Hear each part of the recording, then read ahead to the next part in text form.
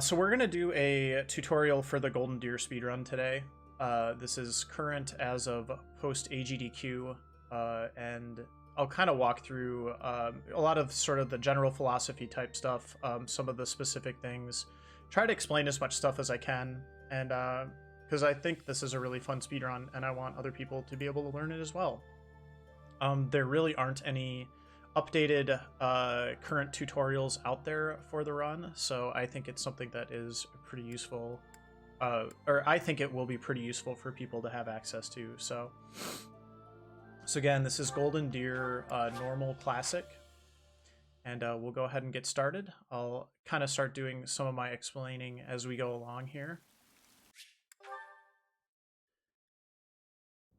First thing that you should know about Golden Deer specifically is it doesn't matter what gender your Byleth is. I prefer just using female Byleth. It's kind of like my lucky charm. I have not seen... You have to use female Byleth in Black Eagles, but that is the only one where there is a gender requirement currently, and that has to do with recruiting Sylvan to be your dancer later on in the run. But for Golden Deer and Blue Lions, it does not matter what your Byleth's gender is. And we're going to choose 12-1 for the birthday. That's because there's already a point on 12-1 where the calendar stops. And we can kind of, it's just the most efficient because the 12th month only happens once during the playthrough, and the calendar already stops there anyway, so it doesn't actually add much of anything to the speedrun. Alright, and here's our prologue battle.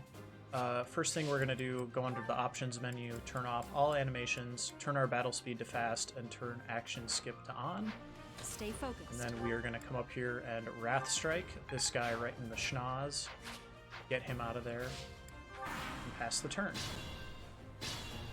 So for the skips in the combat, there's three kinds of skips that we do for things like animations and other stuff.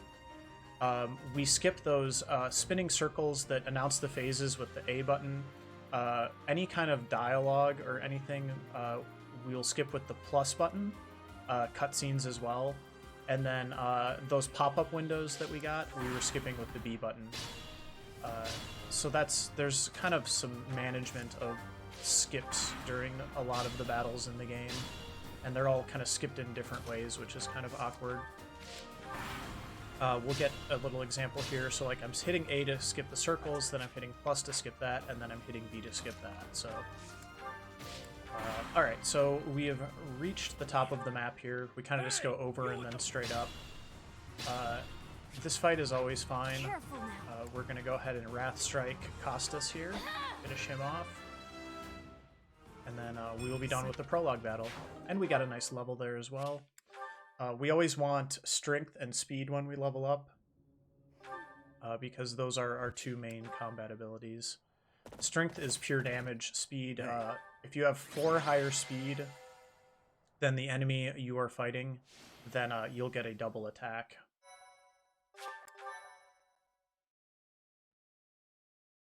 Alright, so that was the prologue. Captain? We're going to keep moving on in here to Chapter 1.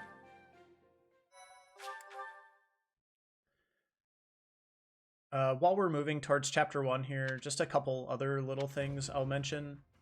You want the game to be on your internal memory on your Switch. That is the fastest place to do the load screens from.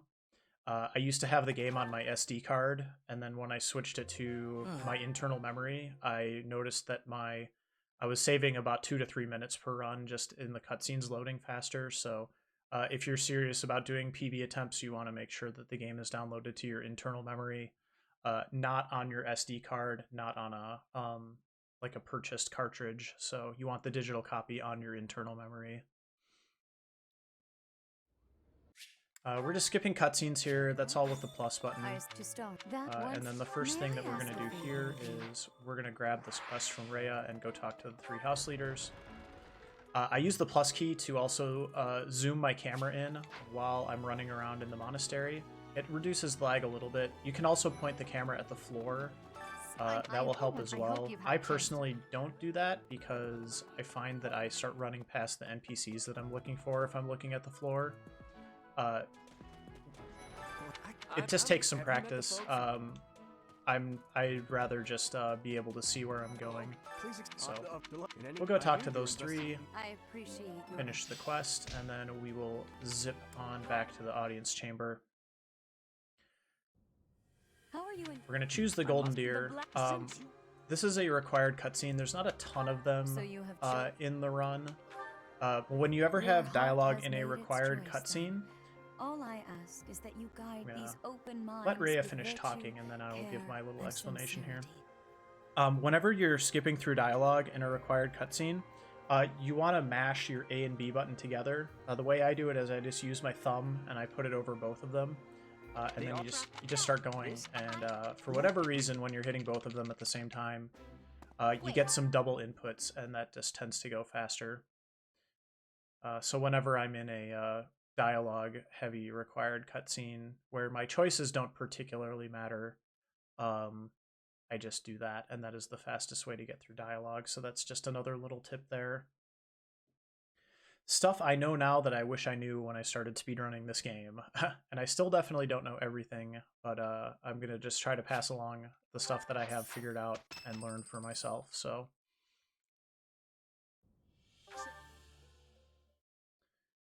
we're going to have another required monastery section here. And first thing we're going to do is zoom in the camera again. Claude is down here. We'll go talk to him. Spam dialogue with the B button so that when you get to the end, you just cancel out of the tutorial menu. And then we have to run a little further south, tag the dormitories and the fishing pond / greenhouse so that we can fast travel there later on. And then we are done.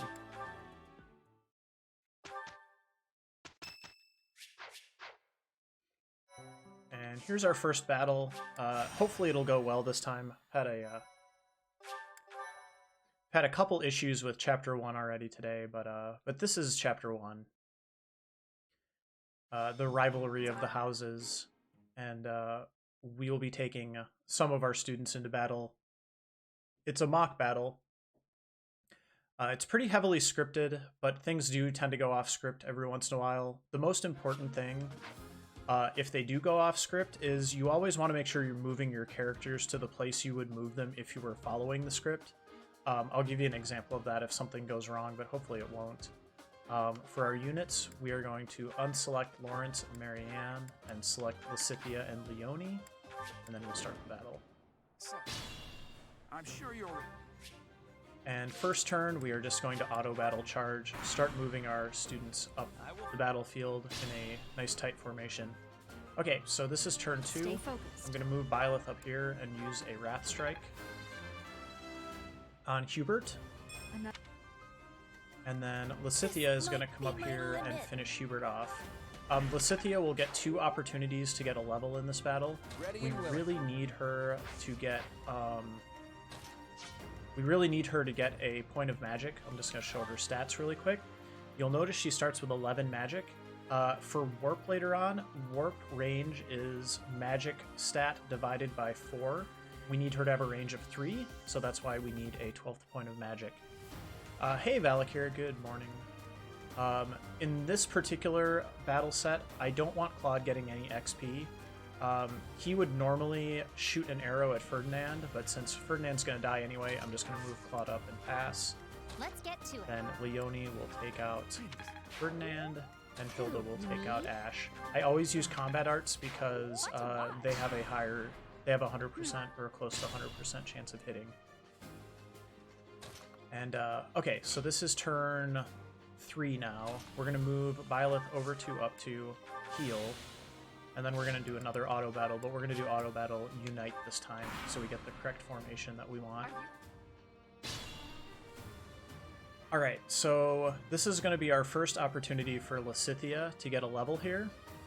She can't kill Dedue currently, so we're going to move Hilda up here, and then we'll use a combat art downwards, and then Lysithea will finish him off. And we want to see that 12th point of magic here. Thank you, game. She has a greater than 50% chance of getting it, so it's nice that we got it first try. Okay, Leonie is going to go over to up to, wait, And then this is a cool thing that we're going to do with Claude and Byleth here. Claude is going to attack Mercedes from range, and then Byleth actually will need his bow for later in the fight. So we're going to move Byleth above Claude. We're going to trade Byleth's currently equipped sword for that bow. And then we are going to attack Mercedes with our other sword that we just happen to have as well. And that will get me through that turn. And then the next turn, we're going to set Byleth up to kill Edelgard next turn. We're going to move her one to the left. We're going to equip that bow that we just took from Claude and then heal. And then Hilda and Lysithea are going to finish off Dimitri here. So again, I use a combat art, and I'm going to use Miasma again just to get that high % chance to hit.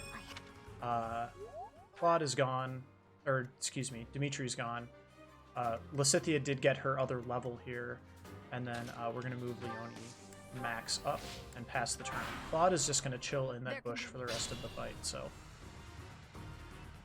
okay, we did not quite kill Edelgard here, so this is going to be just kind of like a wasted turn. A lot of times Edelgard will die to a counterattack there. Because she didn't, we're just going to spend our turn attacking with the bow again. And then Leone will go ahead and move up here. She's going to kind of block Hanneman in for now. And we're good. So pass the turn. Byleth is going to take out Manuela here with the sword. Get another level. And then we need to finish off Dorothea here, and she's kind of got a bead on Claude right now, which is not great. So we are going to start trying to get her taken care of. We need to protect Claude here, so I'm going to move Claude out of the way, heal up, and then I want to go home. nobody else can really get to Dorothea right now, so we'll just kind of get them into position. I'll have Dorothea, or I'll have Lysithea shoot an arrow there. I'll manage. Leone will just try to keep her alive. It's not that urgent at this point. Hilda should be able to... I guess not. I was going to say should be able to finish off Dorothea here, but she actually whiffed, so that's not good. Hopefully Byleth can do the job. Not quite. Alright, at this point we're just going to need to take some time and let Byleth clean up. Ideally what happens is Byleth is able to take care of Edelgard and Dorothea, or Edelgard and Manuela, and Leone is able to take care of these other two, but that is not happening in this fight, so that just took extra time. Like I said, this fight gets pretty improv heavy, but the ideal is sort of what I was talking about there. The most important thing with this fight is Lysithea got that 12th point of magic, and we survived the fight without having to reset. As long as you do those two things, because it's very hard to get it to go perfectly well every time, you are ready to move on, and that's all we really care about. Because that is the one battle also, by the way, that there is no Divine Pulse for. So if you lose Byleth or you lose Claude, you actually just have to start over again, which is, I mean, if you're going for PB attempts, obviously that's a run killer. If you have one or two little things go wrong, it's not the end of the world usually, but I want it to go as close to script as possible. You can finish the fight as early as turn 8, and you want to make sure Lysithea gets that 12th point of magic, because you would also need to restart the fight if you didn't get that. So, as you. All right, so now we're moving on to Chapter 2. And Chapter 2, we're going to start by certifying Byleth as a Myrmidon.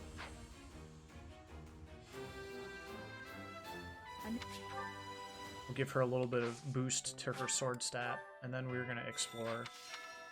You have to do something every week this month in the monastery. See, this is why I don't zoom in, because I cannot figure out where the heck Gerald is. It's not. I guess I have a request. So we have to accept this quest from Gerald, and then Claude is up here, so we'll run up to him.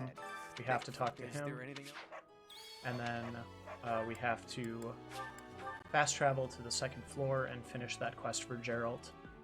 That will get us our first battalion.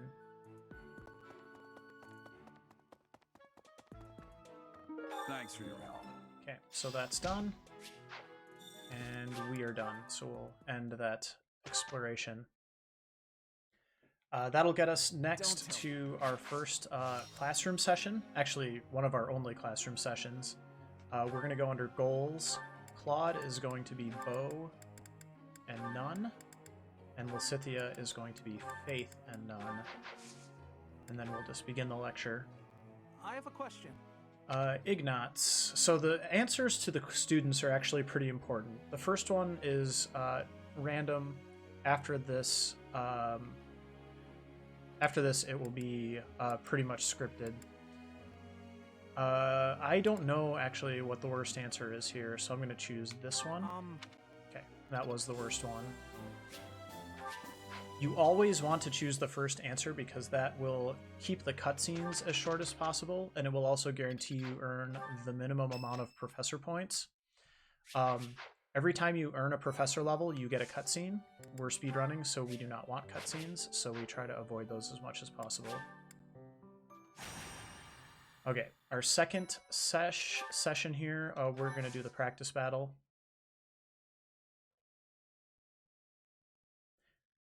Some routes you don't really, you just kind of get through this battle as fast as you can. For ours, we're actually going to do some menuing and stuff like that. So the first thing I'm going to do is go to my units, get rid of everybody but Byleth. And then I'm going to go to my inventory, items, and I'm actually going to do a store all. We're going to store all everybody but Claude and Lysithea.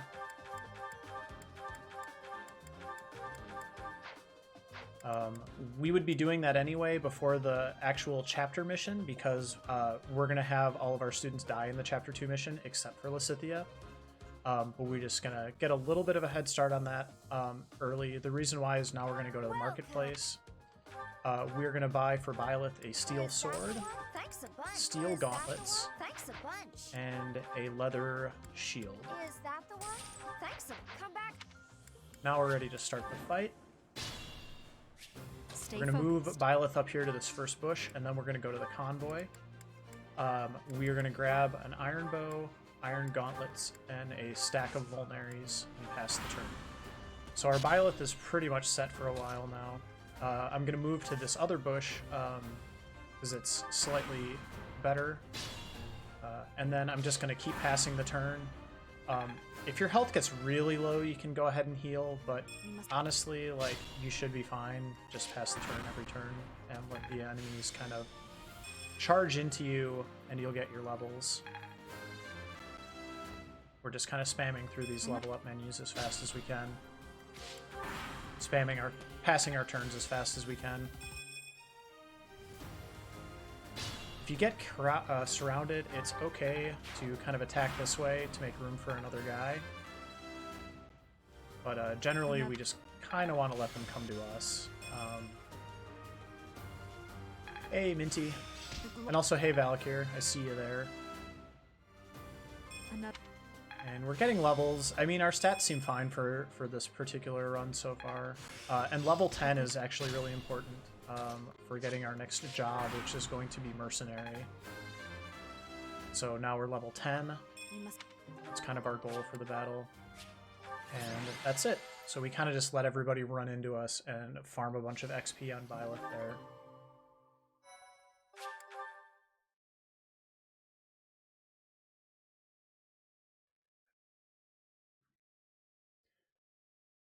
We got past the bottleneck in the tutorial, which is the first 3 times I tried to record this, Lysithea did not want to get her 12th magic, so I'm very happy now. So we're still finishing up Chapter 2. Always instruct automatically, by the way. because you have a few weeks where you need to do that. Just instruct automatically every time. Yeah, I'm beginning better than before. I feel like And this is unfortunately why we have to kill off all of our students. They're taking too much of our time, so we get that message about the intermediate certifications. We're not going to do it quite yet. Instead, we're going to go to the seminar and we're going to choose Manuela. We have to do a seminar this month. We want to choose Manuela because she does Sword and Faith, which is our two main abilities. We really just want to Faith Bomb Lysithea, and the Sword is nice for Byleth as well. Hey, Teach. Alright, so now we're getting ready for our field trip here. We're going to head off to the Red Canyon and play with some bandits. What's the worst that could happen?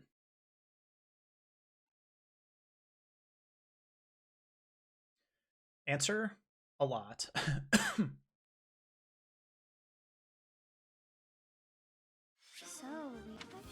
I actually forgot to certify as a mercenary. I'm going to go ahead and let it go. I can do it at the beginning of the next chapter, and it's not going to really cost me anything. So that's not a huge deal, but that was a little bit of a mistake on my part. Normally, before you entered this battle, you would want to certify as a mercenary, or if your speed was really low, you could also certify as a thief. There's not a major difference, at least as far as I understand it, to doing one or the other. Mercenary gives you 1 strength and 1 speed. Thief gives you 2 speed. So it's kind of just up to you wherever you think your Byleth is at. Okay. So for Red Canyon Dominance, we're going to go under the Units menu. We're going to deselect Lysithea because we want her to live. And then we're going to start the battle. So this is... Turn 1. We'll move Byleth up all the way. We need to unequip the sword and then pass. That is because these two are actually the MVPs of the mission. They're going to come down here and take out all these annoying students for me. And if I keep a weapon on Byleth, they are going to run into my Byleth Buzzsaw, and I don't want that. So this will ensure that our two friends here stay alive. So I moved Byleth unequipped, moved Claude to the bush, so he's safe, and then I'm going to go ahead and unequip these tomes from my 2 casters, and then pass the turn. Alright, so, and then pass the second turn as well. Let them kind of go past Byleth here, start beating on everybody else. And then we're going to move up, and then we're going to actually re-equip, but we're going to re-equip the gauntlets, because we need to start leveling up our gauntlet skill. Gauntlets are, frankly, better than sword in most situations, so we really want to get our gauntlet skill up so that we can punch around with steel gauntlets in a lot of different situations during the first half of the game. One little thing, there's this guy over here who we are going to avoid. As long as you go straight up the map, you will not aggro him, so we're not doing that. The reasons we don't want to aggro him, first of all, he has a battalion, so he can gambit us. And second of all, he has a chest key, which will not fit in our full inventory.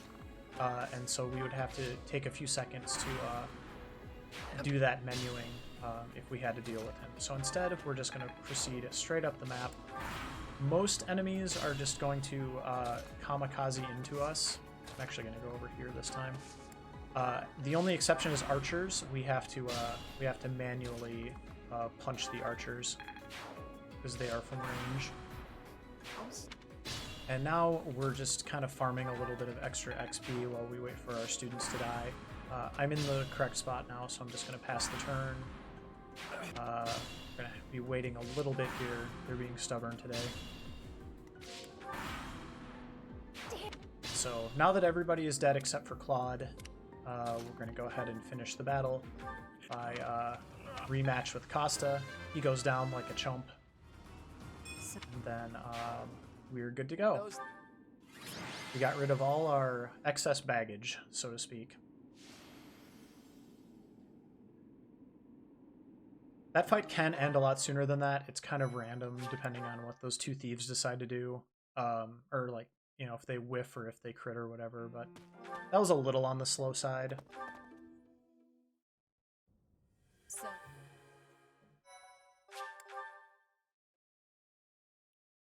All right, and now we're coming up on chapter 3. One of the things about the Golden Deer route is in the first 5 chapters, there's a couple benchmarks that you have to hit.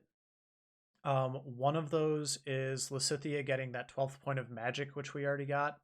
The second is going to be Byleth getting level 15, which we won't do this month, but we're going to almost get there. Professor. And then the third is Lysithea needs to learn Warp. So in order to help Lysithea get Warp, first of all, I need to do that mercenary certification that I forgot to do at the end of last month. It didn't matter, but we're a mercenary now. And now we're going to explore because we need to go take this quest from Jaritza that's going to allow us to access the Battalion Guild. And we are going to get our first battalion for somebody else, which is Stride. We're going to get Stride for Claude. Stride is a great ability. So we're just going to go here, grab that. I normally will also replenish my battalions. If I was doing a PB attempt, I probably wouldn't, but it sort of just depends on how your Byleth is going. You do not want to run out of battalion in the next fight. The next fight has a lot of fighting in it. So we got Stride on Claude, and then refreshed our battalion. Now we're going to keep moving through the month. May I ask you something? Okay, so for quiz answers, now that all of our other students are dead, we're going to have the same students every month. So we always want to give the worst answer. Lysithea's is A. I am not. Claude, Catherine, and Flayn are all C, and then Sedith is A, and those are the only NPCs that are going to ask us questions. And Sedith's is always the last month. So I know that now that every one of those student questions, which will always happen on the first classroom day of the month, if you haven't had a student ask you a question yet, or if you have students that haven't asked you questions yet, you will get one of those. So some months we won't get one, some months we will, but it's just, that's the logic behind it. So now I'm going to skip to the 29th. This is the first time we're actually doing a calendar skip. I'm skipping to the 29th because it's after the 2 instruction days, so I can just fly through those. I see. But I need to do another seminar to get Lysithea some more faith points. So we're going to go ahead and do another seminar, Manuela. And then, unfortunately, Byleth learned faith level 1. We'll take that off of her later. It's kind of a little casualty there, but we'll have to do a little bit of maintenance on abilities because of stuff like that. So, but those 2 seminars, the one that we did during Chapter 2 and the one that we do here during Chapter 3, that should be enough for Lysithea to get her warp on time.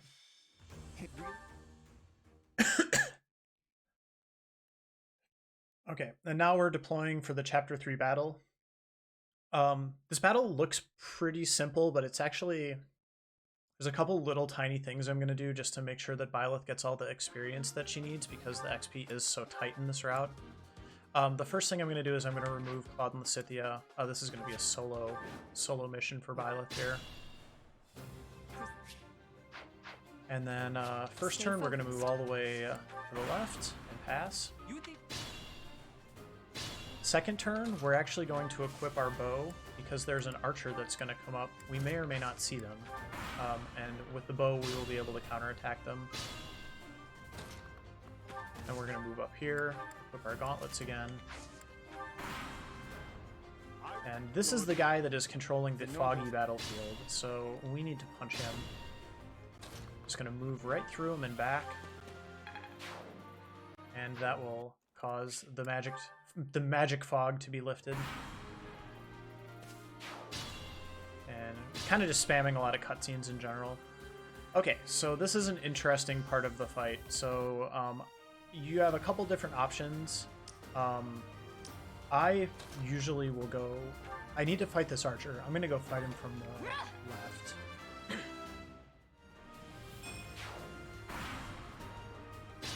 It looks like I'm on pace for my XP regardless.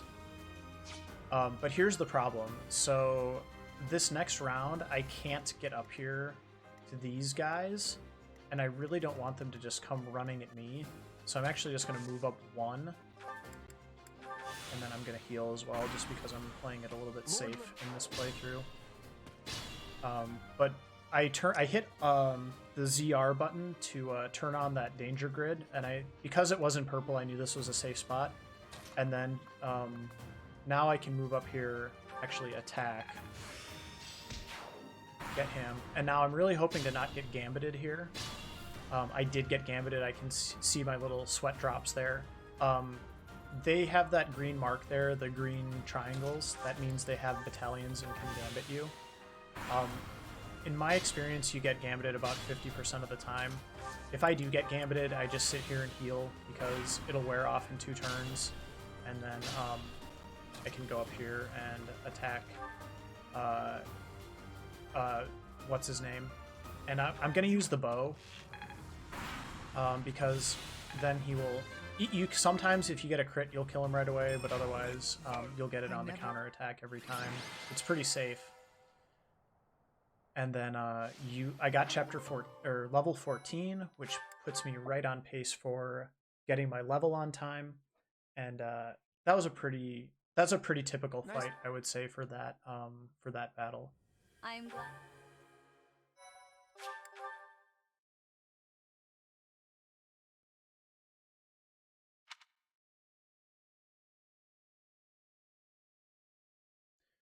All right, and now we're moving on to Chapter 4.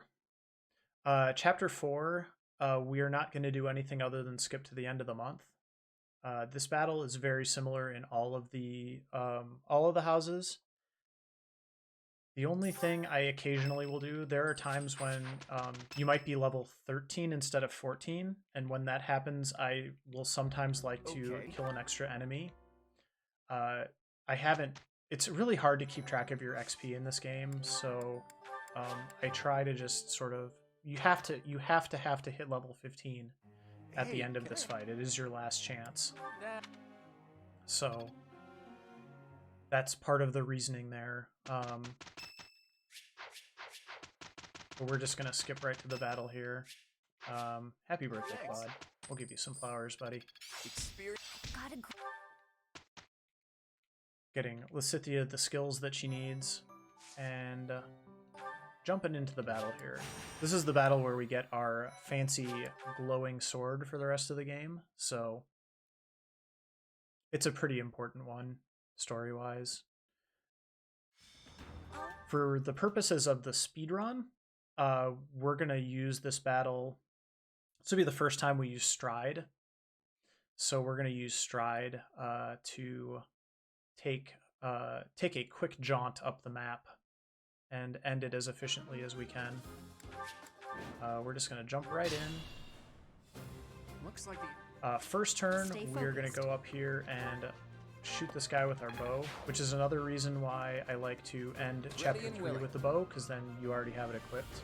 You're good to go. Although it really doesn't matter a ton, actually. But it's a nice little benefit, you know, you're ready to go that way. And then move Claude up 2 squares. That'll get him into the right range for turn 2.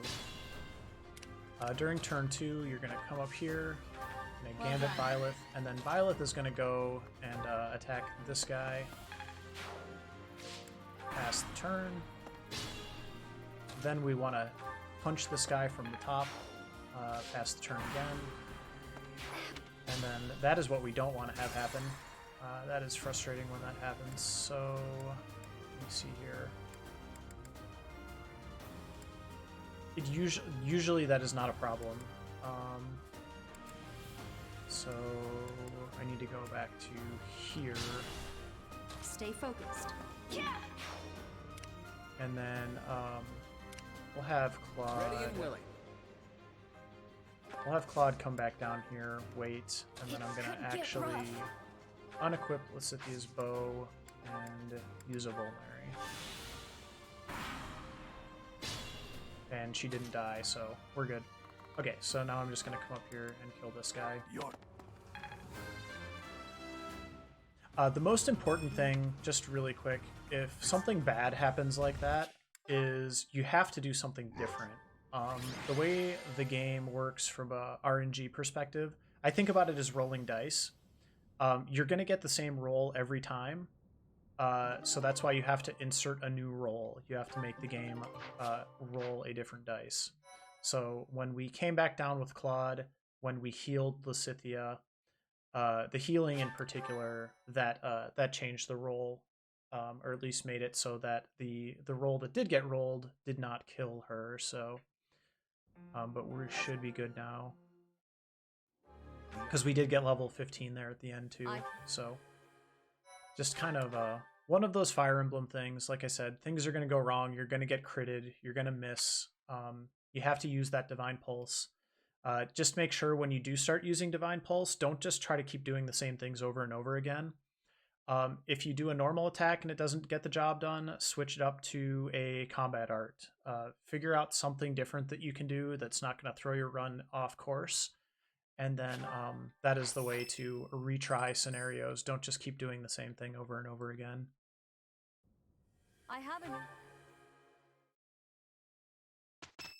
All right, so now we're on chapter 5.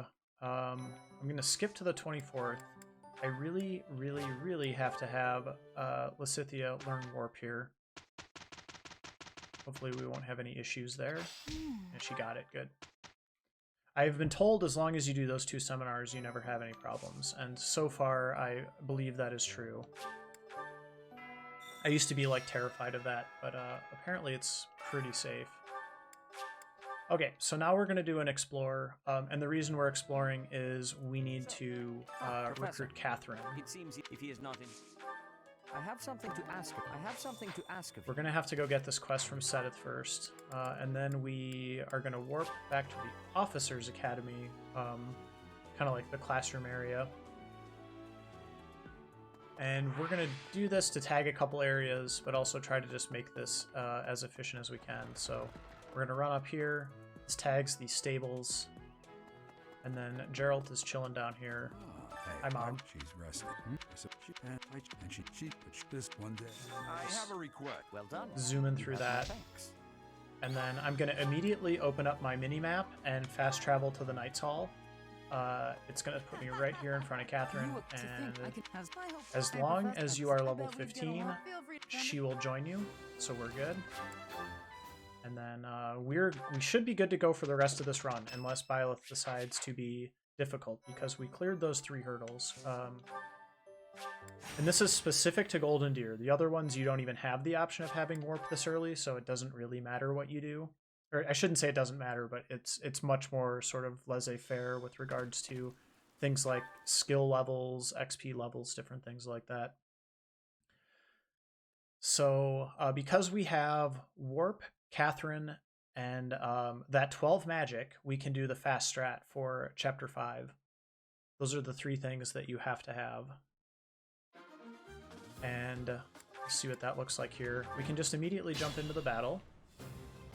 If you couldn't do this, the other 2 routes, we actually, I'll just kind of give you a quick preview. We go like this.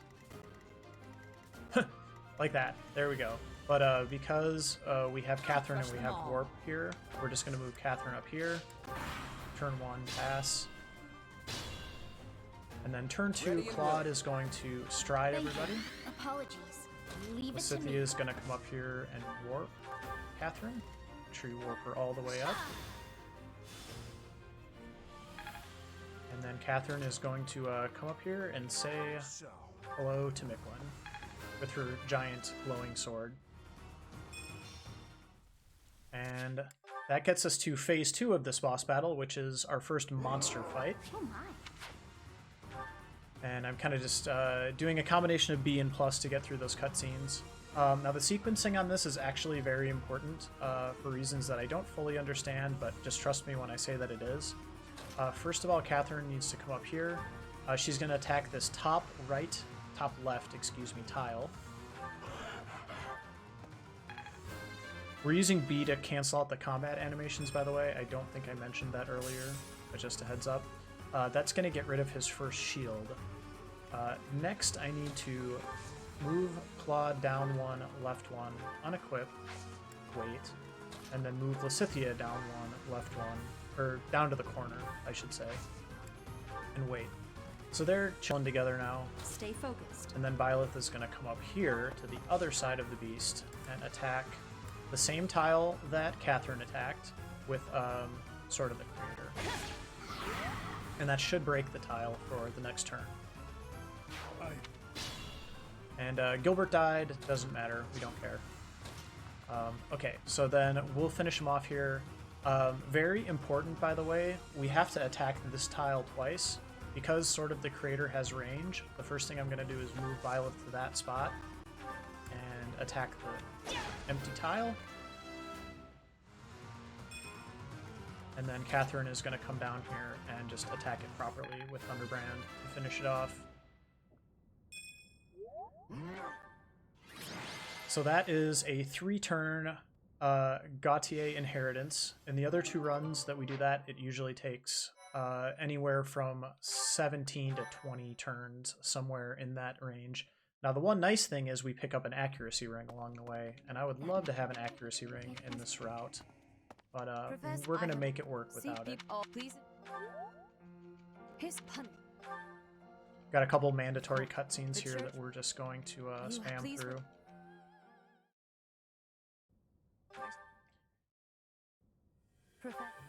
And now we are on to Chapter 6.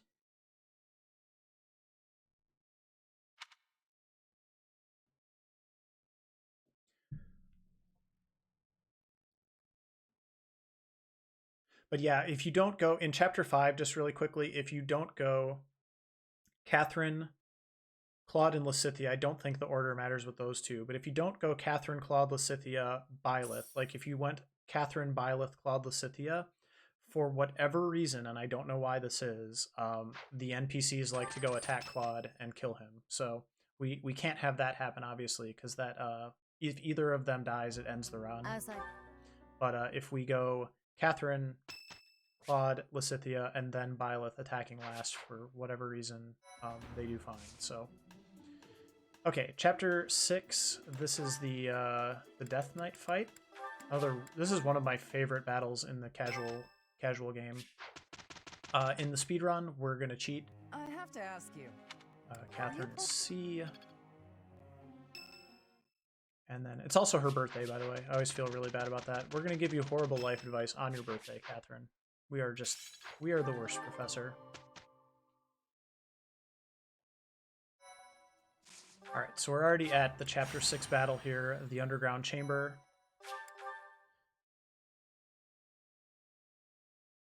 If you don't, by the way, if you don't get a point of strength on Catherine at some point during that boss battle in Chapter 5, you actually can't kill the Death Knight without a critical, which is kind of awkward.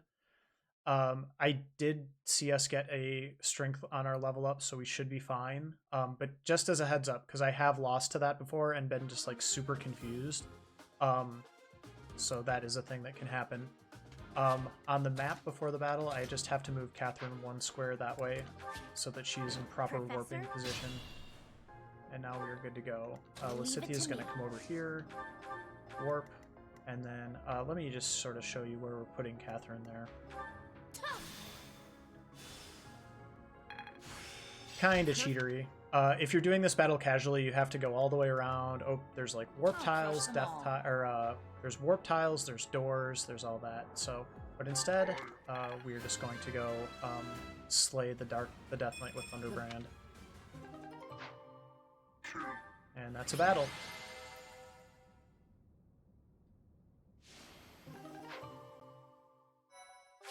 Again, Golden Deer is the only route that you can do that.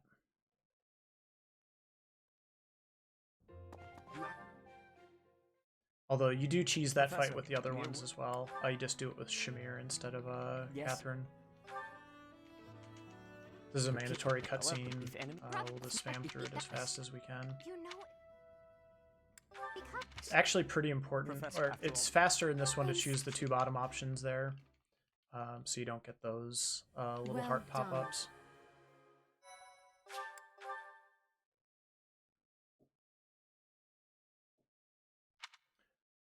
All right, and we're on to Chapter 7.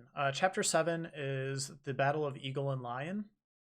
This is a pretty difficult battle.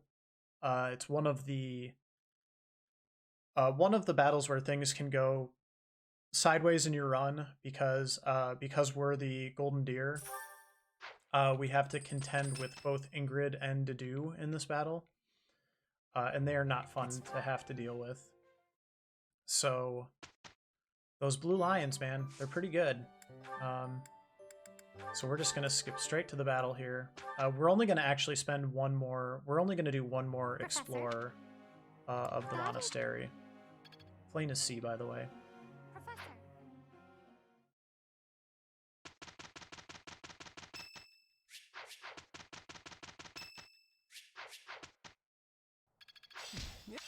Professor. Yet another reason to do blue lions is you don't have to deal with Dedue and Ingrid in this upcoming battle. So. Alright, so we're going to jump right in here.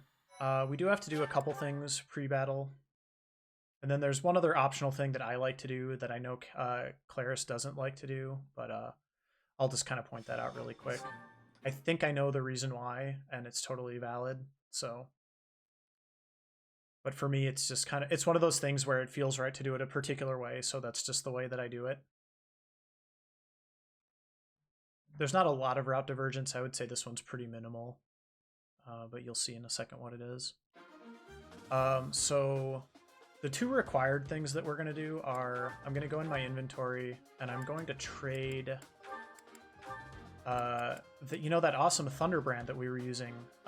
We can't really use Catherine in this battle anyway, so I'm going to yoink that and I'm going to use it. It's also important that you trade the Steel Sword to Catherine for it, because she is going to need that sword in the Chapter 8 battle. And then you want to go around here to your marketplace. This is one of the few battles where I would say always, always, always refresh your battalions. Because if you run out of battalion in this fight, you can just like straight up die. So, and then this is the third thing which I like to do. I like to move Flame here so that I can do a stride on turn 1. You don't have to do that. It's just my personal preference. It's kind of one of those like 6 of one, half dozen of the other things. Because if you don't do it, you just spend the first 2 turns moving up here, and I will get there in 1 turn. So I'm going to have Claude Gambit, or Stride there. I'm going to have Byleth move up and attack with Steel Gauntlets on this cavalry unit. It's really, really important that you don't overuse Thunderbrand. You have to use Thunderbrand in Chapter 9 and probably Chapter 10 most of the time. And you want to make sure that you don't lose the durability on it so that you get it for later. So we're going to use the Steel Gauntlets, the Creator Sword, and the Thunderbrand in this battle, but we'll probably only use the Thunderbrand to kill Dedue if we have to. Okay, and then I'm also going to move Flame up here to the Safety Bush. I'm going to refer to this as the Safety Bush. And I like to have her attack this cavalry because if she crits, she'll kill it. It kind of doesn't matter that much, but it's just my personal preference. Okay, and then Byleth is going to come up here, and we're going to use the Sword of the Creator on Bernadetta. That'll take her out. And then Flame, there's 2 reasons why I bring Flame up into the battle. First of all, this is a mock battle, so if you lose either Lysithea or Flame, you don't lose them permanently, so why not just sort of bring them into battle with you? But Flame can also heal Byleth, and Flame also has a passive ability. Let me see if I can find it here. Not sure if it's going to let me show it on the menu. Try something else.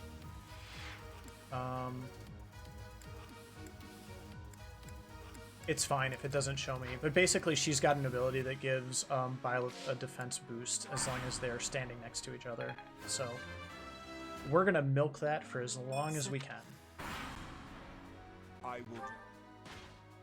Alright, so this is turn 3 now. We're going to move Byleth back to the bush, and then I'm going to have Flame heal Byleth again, and then pass the turn. We are going to be chilling in the Safety Bush for a while here, probably.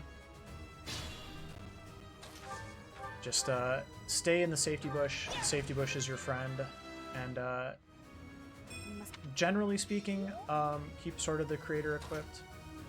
I have a choice here, actually. I think I am going to use Flame to finish off poor Ferdinand von Eyre here, because I don't want him attacking me. You do get to do a lot of improvisation in the speedrun, which I really like. Okay, and then if you have the opportunity to attack people that are just straight up next to you, always use the steel gauntlets. If you're not sure who you're going to be attacking, that's when it's good to use Sword of the Creator. But since everybody's going to come to us, I'm just going to use the steel gauntlets, because with the exception of Dedue, it'll do the same amount of damage, and it will allow me to stay in the safety bush. Now this is the one where I can't. I'm actually going to step out of the bush for a second. I'm debating if I want to use the gauntlets or the sword. I will probably go ahead and use... I'm going to come out here one, and then I'm going to use the sword. Annette is also really good. I might die here. We'll see if I get lucky. Nope, we're good. And then I'm going to retreat to the bush, and I'm actually just going to heal. So let me... I can just ditch these iron gauntlets. I should have gone to convoy. We'll grab some vulnaries. And I'm just going to go ahead and heal.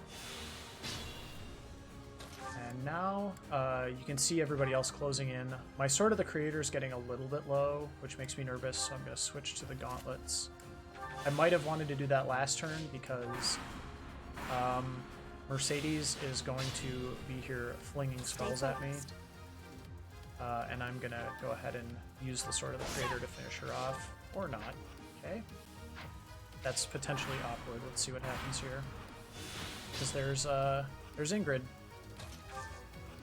This is really bad. So what I'm going to do... Ingrid is terrifying. Dedue is terrifying. I'm going to equip Thunderbrand. This is why we have Thunderbrand. And then heal again. Pass the turn. And it looks like we're okay for now. Here comes Dedue barreling down at us. I'm tempted to leave the bush and go attack him. I think I'm actually just going to stay here and heal up again. So I'm going to grab some more Vulnaries, use one of those, and pass the turn. And now this is awkward because this guy stepped in front of me. Thunderbrand still has plenty of charge though, so... Mercedes is getting really, really annoying. Oh, I accidentally passed. Hold on. Did not mean to do that. I think I'm actually going to use this turn. Hopefully this will not bite me in the butt, but we're going to attack with the Iron Bow and finish her off. That was pretty bad luck that she hadn't died before that, so I don't know what else to say there. And now let's go back to Thunderbrand, and let's attack. Good old Dedue. And this should be the last of the enemies, by the way, so... Oh, but I got gambited, great. We'll put on the gauntlets so we don't keep burning Thunderbrand charges, and we'll wait for this gambit to wear off. Stay focused. This is getting pretty long. This is definitely longer than normal, but it happens. I think my strength is a little bit low. My speed's pretty good, but my strength seems kind of low. I like to check the... I usually like to keep the battle danger, like the purple area, up. I didn't this time, but usually, yeah, once you get through that rush, all we've got left is Dimitri here, so now we just have to begin the long, slow walk to go take him out, because he doesn't leave that spot. Because he's kind of a rude boy that way.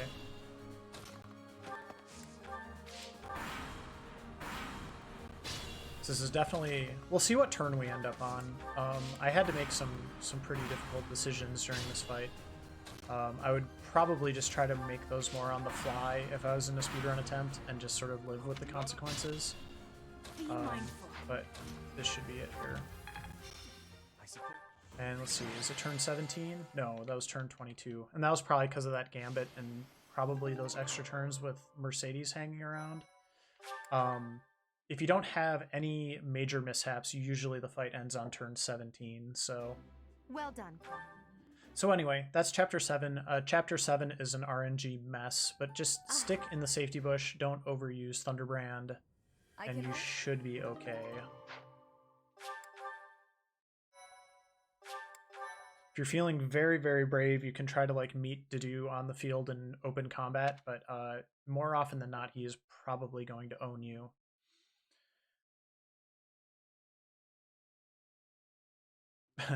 That's funny, Oasis and Firebird. Yeah, I hate it when that happens.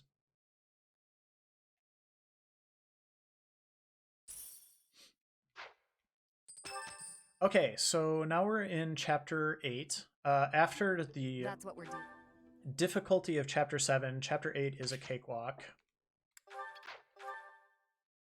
That's one of the few months, by the way, we have to do instruct automatically because it puts a classroom day before it gives us the opportunity to skip the month, so we do that there.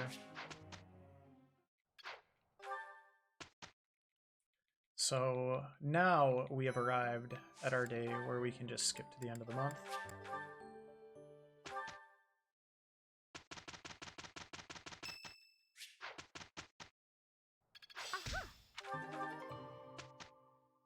You'll notice we didn't have to instruct anybody because all of our available class members have already asked us questions, so we don't have to deal with any of that for a little while, which is nice.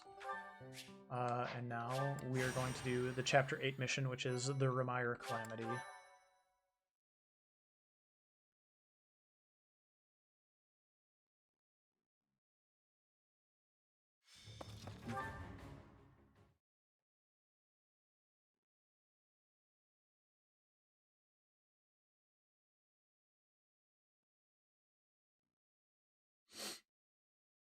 So this battle is very straightforward. We're just going to stride with Claude and use Byleth and Catherine to take care of everything. So there's not really too much to say here. Ready and willing.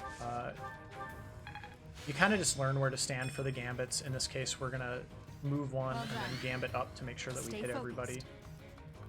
And then spacing is actually kind of important in this battle, so you want to make sure that you always stand under that enemy. I'll crush them all. And then Catherine, in this instance, is going to have to stand here. Sometimes it works out that you can get Claude to a spot where you don't need to move Catherine on turn 2. It does not... Wait, hold on. Did we get it? I think we're fine. No. No, we're not. So I have to move Catherine over here so that now I can get the gambit on Thank you. Catherine and Byleth. I don't really care about Catherine. I just want to get... I use her to get the gambit onto Byleth. And then we're just going to rush the boss. Unfortunately, this is going to take at least an extra turn, if not 2, because this first guy didn't go down right away, which means that I have to spend an extra turn clearing him out. Make sure Claude doesn't die. Let us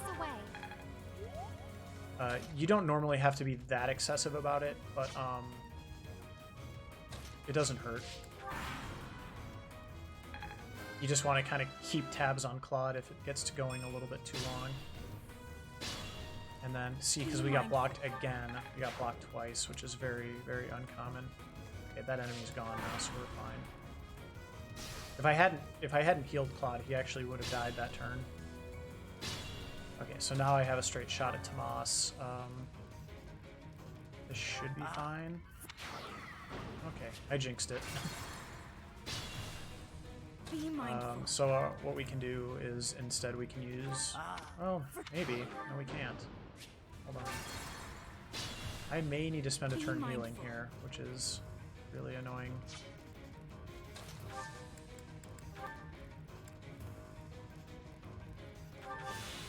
I could also use Thunderbrand. I have not had this happen before. So, clearly my Byleth is a little bit on the anemic side. We should be fine now. It's just a lot of extra cutscene and stuff. Oh man, he's gonna kill me with Exact. Alright, let's just do Thunderbrand then. That probably would have been a better backup the first time around, but yeah, I only have 22 strength. This is not good.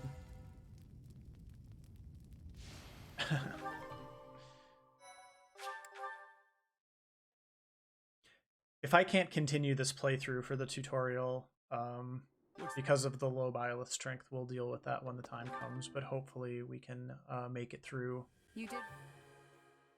Chapter 10 is always a nightmare. Chapter 10 is going to be a huge nightmare if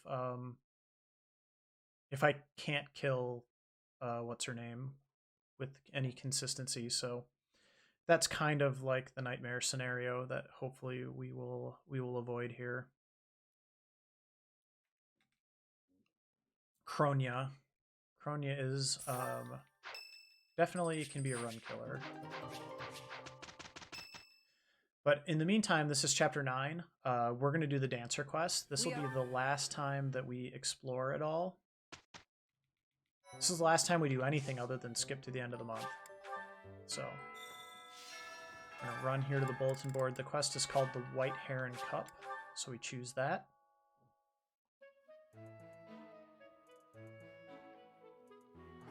And we're going to go talk to Rhea and accept the quest. May I ask a favor of you? Dancer is extremely good.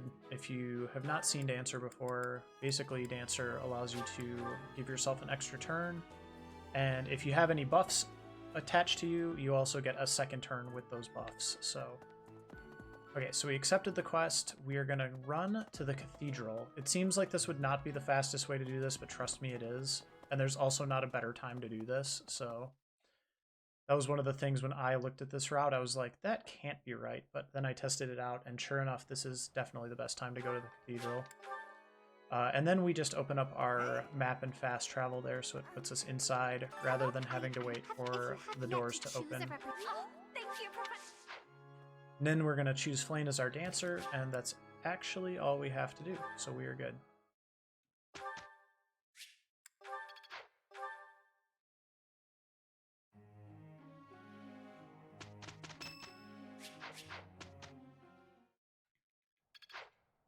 And now we'll go ahead and skip to the battle. Since we got that whole dance business taken care of here. And here is the actual dance comp. Again, mash with B and A together. It is the fastest way to mash through these dialogue boxes. We will let them do their dance. So mesmerizing.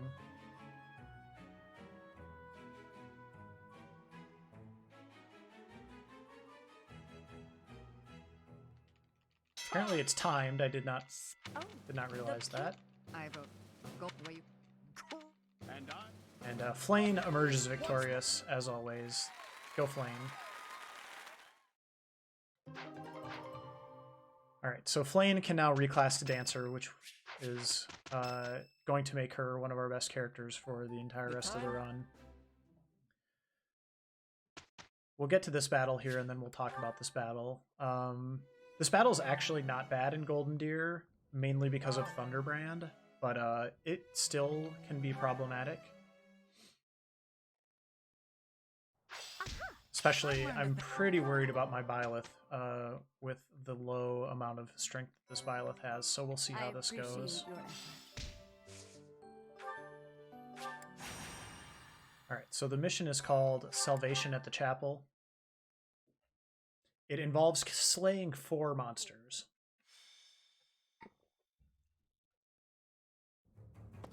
And not only that, we need to do it without any of the students dying, because that we'll get the energy drop as a reward, and the energy drop is going to be really nice.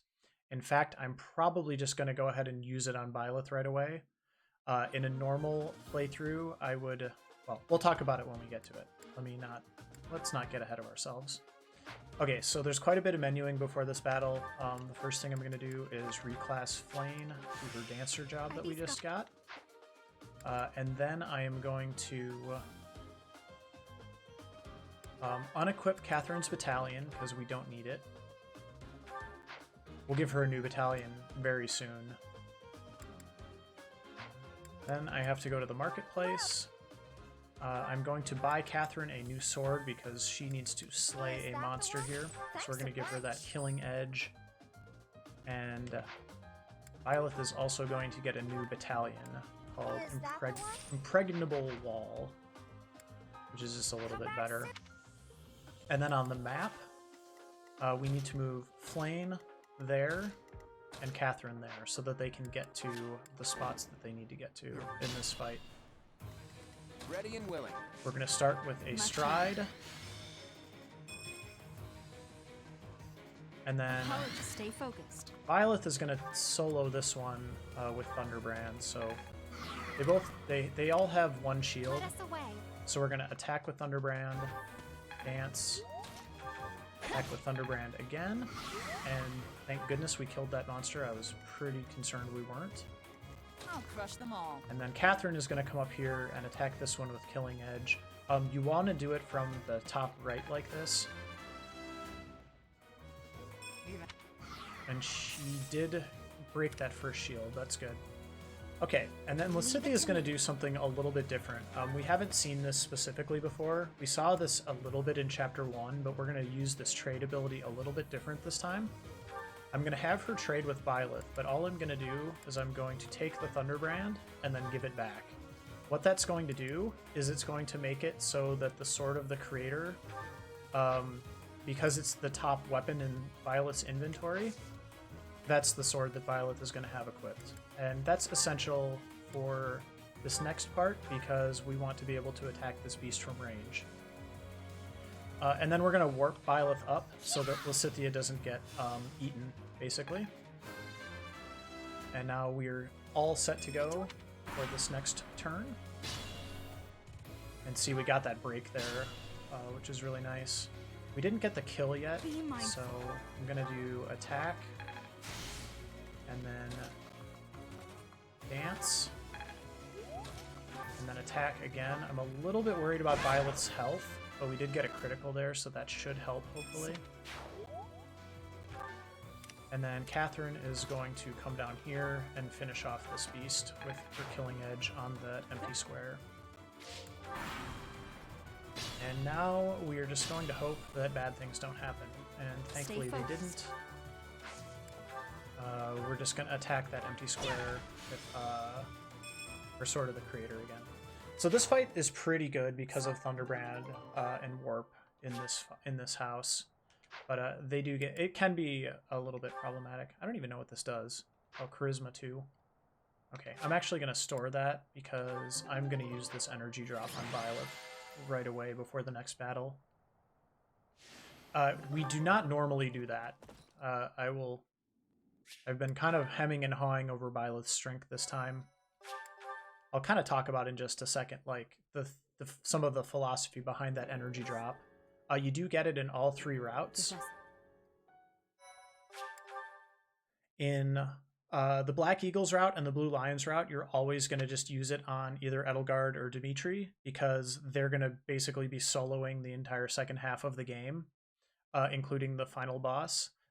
In Golden Deer, Byleth has a little bit more of a role to play. So if you're if you know you're underleveled on strength, or underpowered, I would say, you can just go ahead and use it on Byleth right away. If your Byleth is doing fine, you definitely still want to use it on Claude, but you don't want to use it until after the time skip because it can impact some of the other things that happen as a result of the time skip with the way that the growth works. So this is chapter 10 now. We kind of talked a little bit about energy drop there. I'm just going to skip to the end of the month. Chapter 10 is my least favorite chapter in the game. I hate Kronia. She is the true end boss of this game, in my opinion.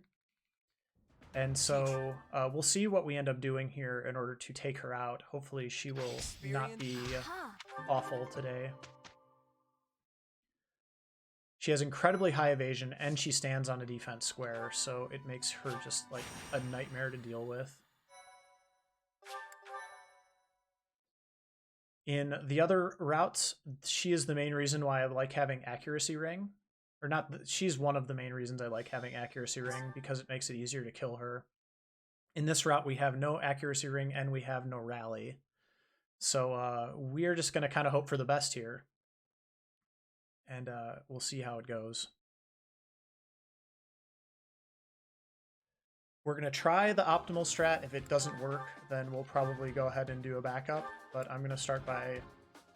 I'm just going to use this energy drop on Byleth now because I already know that that's what I'm going to want to use it for. And then on the map, I'm going to swap those two. And then we'll go ahead and begin the fight. How kind of... Again, this is a little bit different than how Claris does this battle, but this is sort of my preference at the time. Turn 1, it's really important to use your ZR button here to see where the enemy safe zones are. I'm going to move Byleth up here. Let us away. I'm going to move Flame up here. They're both safe, and then I'm going to pass the turn. Alright, turn 2. This is the big turn, so I'm going to move and stride. How lovely. Then I'm going to move Byleth up as far as I can, and then I'm going to dance with Flame. And then now we cross our fingers and pray. Always start with Thunderbrand, in my opinion. That was actually not terrible. I'm going to roll the turn and see what happens. Yeah, that's what I kind of figured would happen because my health was low.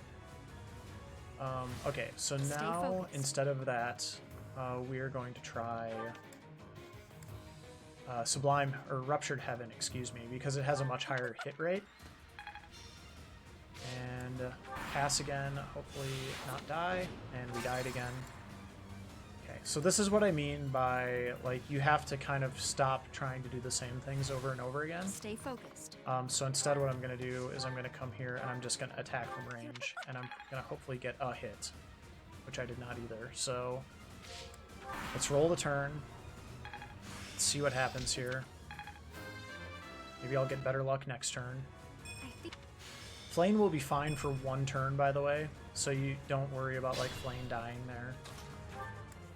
Let's see what happens with Thunderbrand this time. Nothing. Okay, now we're actually kind of in trouble.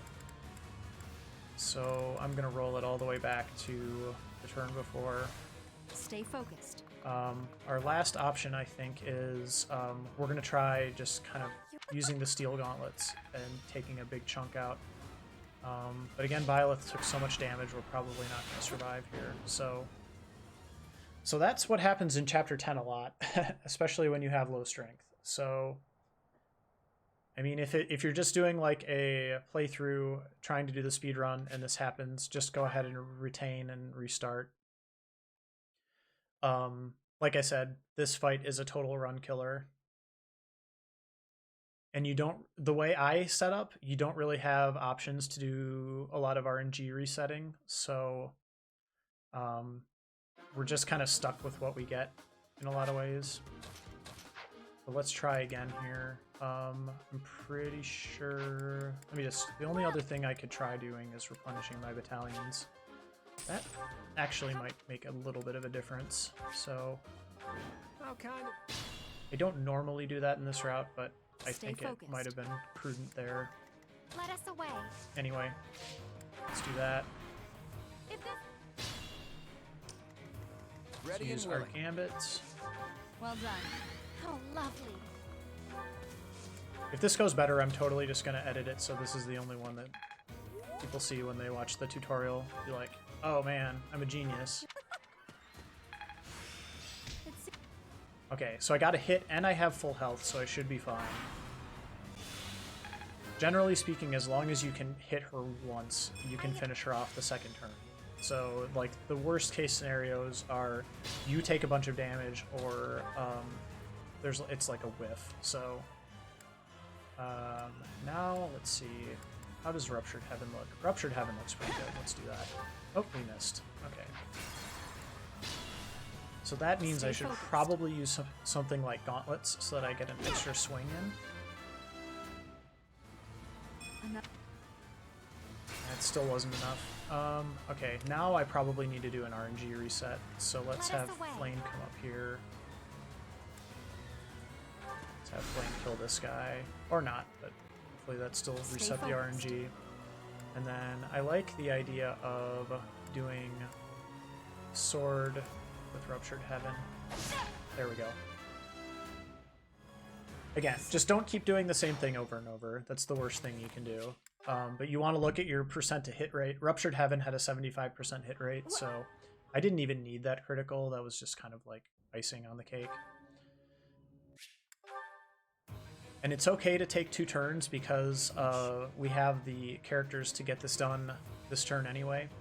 So because I don't have Stride anymore, I'm going to need to use the Warp Strat. So to do that, we're just going to send Byleth up here. Claude is going to Why, thank you. Stride right here. That helps. And then Flame's going to come up and dance.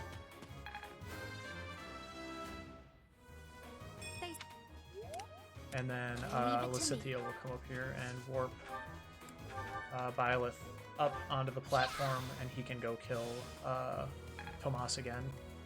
Or Tomas. Even that. Tomas died twice in 2 chapters. He's having a bad day. Or twice in 3 chapters, I should say. But this. Alright, so that's chapter 10. Like I said, chapter 10 is probably the worst chapter in the game, just like straight up get stonewalled by the game. Especially if your Byleth is not doing too great in terms of strength. So you just got to figure out a way to make it through. I kind of did the best I could there. I could have done some sort of RNG reset with Flame that first time through once I figured out that Byleth still had full health with the Sword of the Creator, but it's just tough. Now we will do an RNG reset. Yes, RNG.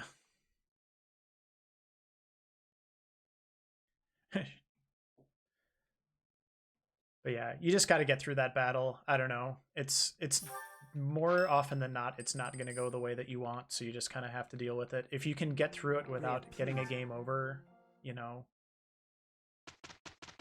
your run's probably still alive at that point, but it's just one of those things. It's just one of those tough spots, and there's not really a safer way to do it just because of the way it works, so I don't know. Didn't help that Byleth also had really bad defense from the looks of it, so. Okay, so now we're in Chapter 11. Chapter 11 is much easier.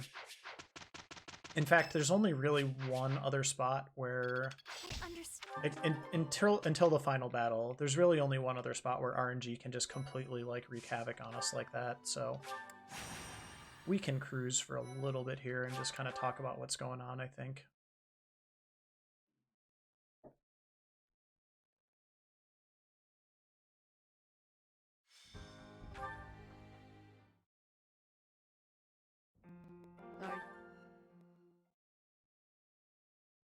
I might do a playthrough on some of these chapters just to, like a replay, just so you can see the optimal strats, because some of these have not gone optimally, thanks Byleth. But honestly, that's, like I said, that's pretty atypical. It's very, very rare that you're going to have like a perfect route, so. Okay, so we are in Chapter 11. There's 2 things I have to do pre-battle. I need to give Catherine Stride now. Claude, thank you for your service, but you do not need to Stride anymore. And then Flame is going to get moved right there. And we're going to create... This battle is one of the first instances of something that I kind of refer to as the stack. Because we're going to see this pattern a few times. Stay focused. With regards to Stride. So the first thing we do is Stride. We're going to come down here. Let us away. And we are going to start taking out these other enemies with Byleth. And then the stack, what I call the stack, is when you take 3 people and you line them up so that you can Stride all of them. We are going to create our stack here with Byleth, Flame, and Lysithea. It's important that Lysithea is on the bottom. Also, unequip her weapon. It will help her survive. And then pass the turn.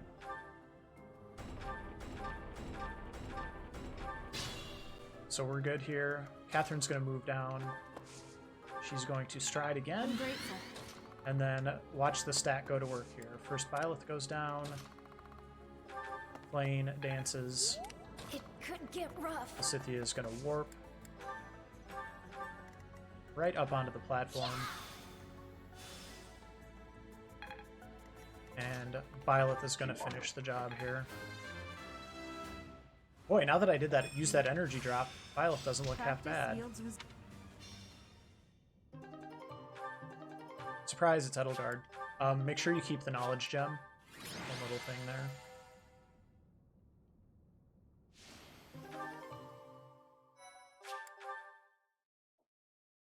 So that fight's pretty easy just because Edelgard will die to the sword pretty much every time because it's the upgraded sword that you get in Chapter 10 is pretty much good enough to kill everything for the rest of the game that you have to deal with. Before that, it's not as clear-cut. Obviously, you can still whiff and miss and stuff like that, but generally speaking, the upgraded sword is a perfectly legitimate weapon for the rest of the game. And we also have Thunderbrand just in case we need it too. Although not really before, after the time skip, I would say.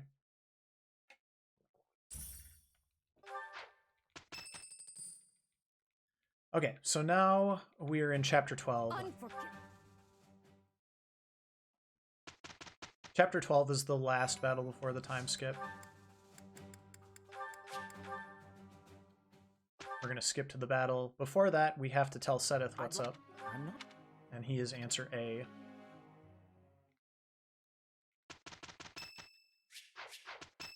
I went through the entire first half of the game without a professor level, except for the very, very first battle, which you always get one.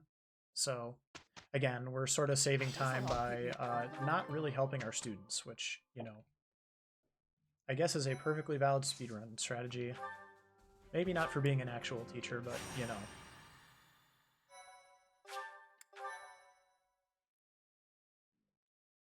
Alright, the Chapter 12 battle is very, very consistent. We just have to do a little bit of map positioning beforehand, and then it's going to go very smoothly. So we'll see that here in just a second when it loads in.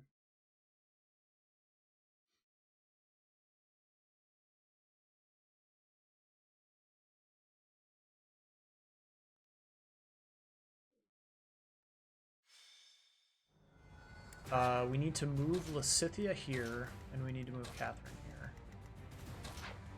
Mostly for Stride, but also so Lysithea doesn't die, because Lysithea is still like Claude's level 2 right now, Lysithea is level 4, so they're not exactly hardy. Stay focused. Okay, we're going to move Byleth down to a specific spot.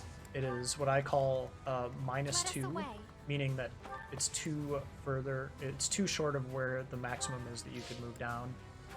And then we're going to move Flane right above. It's that stack concept again, to make sure that we hit everybody with Stride that we need to. And then Catherine's going to come down here, Stride the stack. I'm grateful. And Byleth is going to come down here, take out this wizard. Whoops, I didn't need to actually switch weapons there. It'll do Creator Sword by default. And then we're going to come down here, dance, and then, oh, conveniently enough, we can stand on this square and we can kill Byleth, or we can kill Edelgard. Sometimes you will occasionally miss, even though it will tell you that you have a 100% chance to hit there. You fought well. If it does, just use Ruptured Heaven and you should be fine. You do have options to do RNG resets as well with some of the other characters.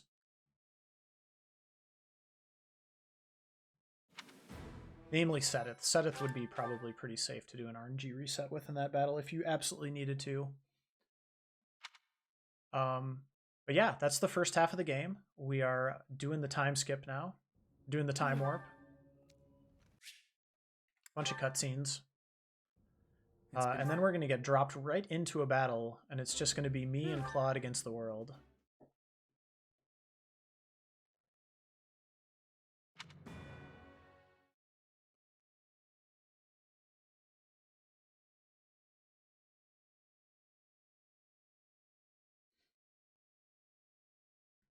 So this is Chapter 13 coming up.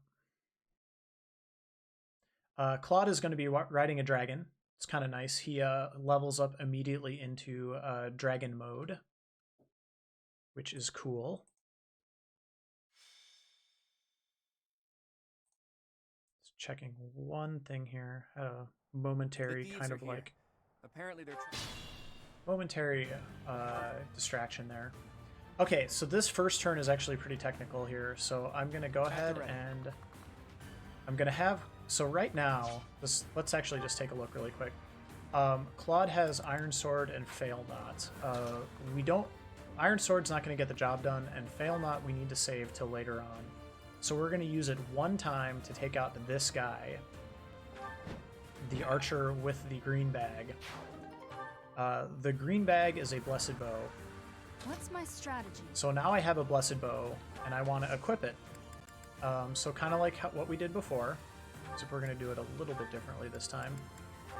But we're just going to do the trade function, but then we're actually just going to swap blessed bow and Fail Not in Claude's inventory. And now if you look at the symbol above him, you can tell it's not the relic bow, which is what we want. So Byleth did a thing there by trading, or using the trade menu, and then we'll just pass the turn. That's one of those really, really subtle things that you can't quite figure out what's going on a lot of times if you just watch the like the PB videos and stuff, because it happens so fast. But that's what's going on there. We are getting the blessed bow equipped so that we don't use up a bunch of charges on Fail Not that we don't want to use.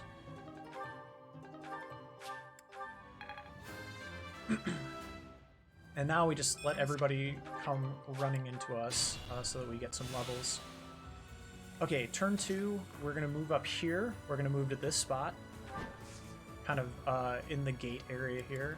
And then we're going to use, for the first time, Claude's ridiculous gambit, Ashes and Dust. And he whiffed, so maybe we won't do that. What's my strategy? I take it all back. So let's do this first. at the ready. And then we'll try Ashes and Dust. Oh yeah, and we get a Gambit boost. Right? Maybe that's better, I don't know. So those guys are all kind of out of it now. And we'll just wait here. Okay, and then this turn, Claude can fly up here and he can attack the boss, who's named Pyardo. However, we want to dismount first because those guys will rip Claude a new one if he's on his dragon, because archers deal extra damage to flying units. So we're going to dismount, take care of the boss. It isn't looking good for us. Now he is going to go into his second phase, which is running away Pyardo. I like to move Byleth up just a little bit so that she can get some extra some extra XP here. You don't have to do this. You can just move straight on to turn 4, but that's just a preference of mine. You might also want to load Claude up with XP, I don't know. But we're going to mount up, and we're going to go Pyardo hunting.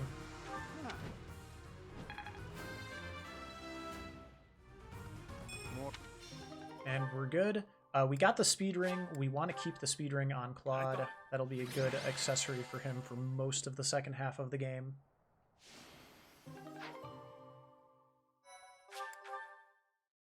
And that was chapter 13.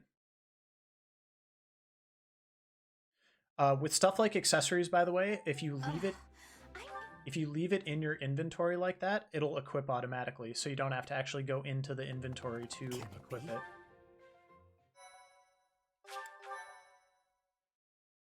As long as it's the only accessory in your inventory, it'll automatically get equipped.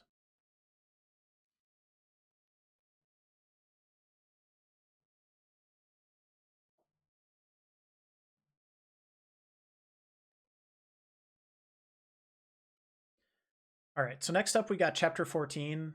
Chapter 14 is the longest menuing sequence in the game. So we'll get to that in just a second. And then after that, the fight is also kind of interesting and a little bit tricky as well. This is the only route, by the way, where we don't have to do any recertifying. So we're just going to skip to the end of the month. And we start having to answer questions again. I'd like to confirm We only something. have 5 members of our class, so the answers are really easy to memorize. Setith's is C. Claude's and Lysithia's are C. Flane and Catherine are A for their worst answers. We are now.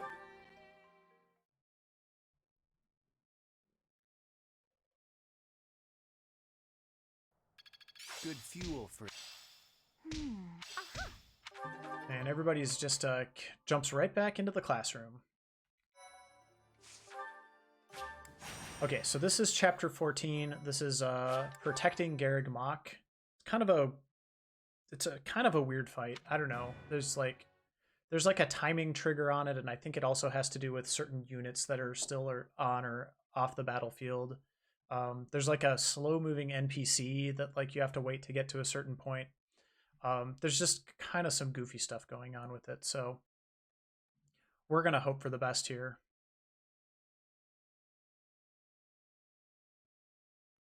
But like I said, we do have a pretty extensive menuing before the battle. We're going to start by reclassing Setith to a noble. I must. And then we are going to take care of Byleth and Claude's inventory. I want Byleth to have... That was not what I meant to do. That is also not what I meant to do. Let's start over.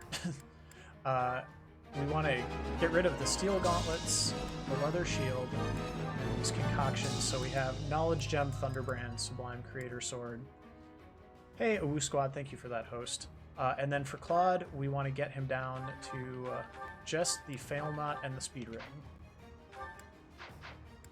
Then abilities. We want to take Sword Prowess off and Battalion Desperation off Claude. We want to take Brawling Prowess and Faith off of Byleth. We did not get Axebreaker, which is unfortunate. There's an ability called Axebreaker that we get sometimes, which is nice.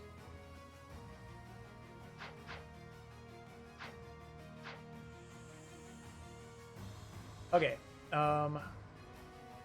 just really quickly, on my way around, this isn't necessarily optimal the way I'm doing this, but we want to remove Lysithia, Setith, and Flane. And we don't have to do anything with the map. Alright, now we have to go shopping. Claude needs some new bows. We're going to buy him 2 silver bows and 1 brave bow. Thanks a bunch. That is the one. Thanks a bunch. And then we're going to buy some elixirs Is that the one? for Thanks both a bu- Byleth is and that the Claude. one? Thanks a bunch. And then we'll also just replenish our battalions here, Come back soon. since we're already in the menu. If I had the energy drop, I would use the energy drop on Claude during this menuing sequence. Like probably 9 times out of 10. My Byleth was so low on strength going into chapter 10 that I just went ahead and used it on Byleth right away there.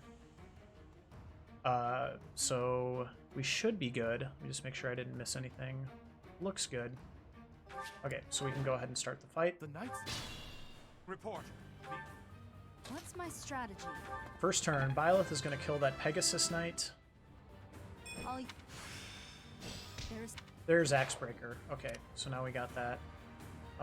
That should be... We should be able to equip that, so that should be fine. Okay, and then Claude is going to stand on this spot above the barricade and attack with Silver Bow. Silver Bow is nice because we get extra defense from it. I'll crush And then them Catherine's going to just stand right here for a while. Catherine basically just needs to stay out of the way. And you can use her as an emergency warp, if we, or emergency stride as well if we need to. There's our slow-moving NPC friend. Turn 2, Byleth's going to take care of that archer. Claude is going to take care of that archer in this spot. And then just wait. We kind of just want Claude to mop up the middle of the battlefield and start gradually making his way south. Byleth is going to be much more limited. We're basically just going to move Byleth down the maximum each time.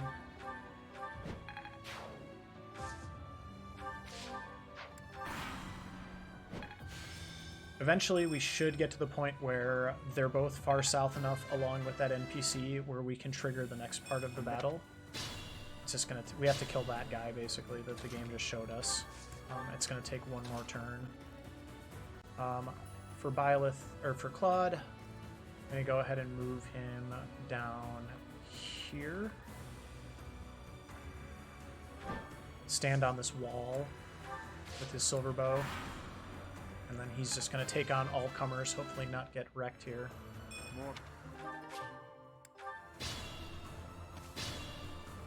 Alright, and now Byleth can take this guy out, thankfully.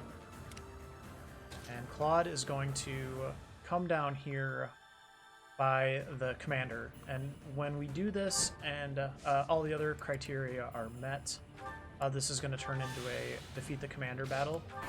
Hopefully that will happen this turn.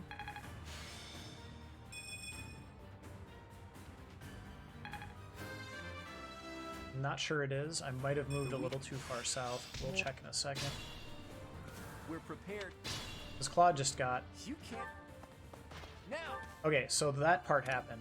I think we're fine, except Claude got gambited, so I'm not totally sure how that's going to impact things. He's also almost dead, so let's do that.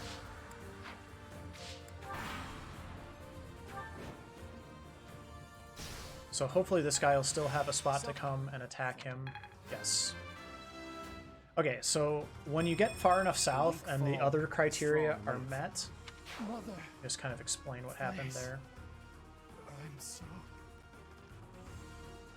Okay, so when you meet all the criteria of moving Byleth south, killing that hidden guy, and Claude also has to come far enough south, plus killing some of the other enemies along the way, when you get far enough south, there's an invisible line where it turns into a kill the commander battle, and then Randolph, this guy here, will basically just come up and kamikaze into Claude, and that will end the battle. So that's what happened there. A Woo Squad, that was chapter 14. So we got chapter 22 is the final battle, so we're making good progress. I'm doing a tutorial style video today. So that's why I'm talking so much and not really going as fast as I would be otherwise. Yeah, that went fine. I don't usually have to use 2 elixirs, and I might not have needed to use 2 elixirs there, but that gambit kind of freaked me out a little bit, so I probably just went a little bit too far south.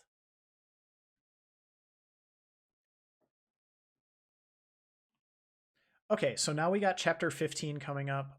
Chapter 15 is very straightforward, so in fact, well, chapter 16 is pretty interesting. I take that back. A lot of these endgame chapters are just, we are going to kind of just fly in and take out the commander. They're all kill the commander battles from here on out, so...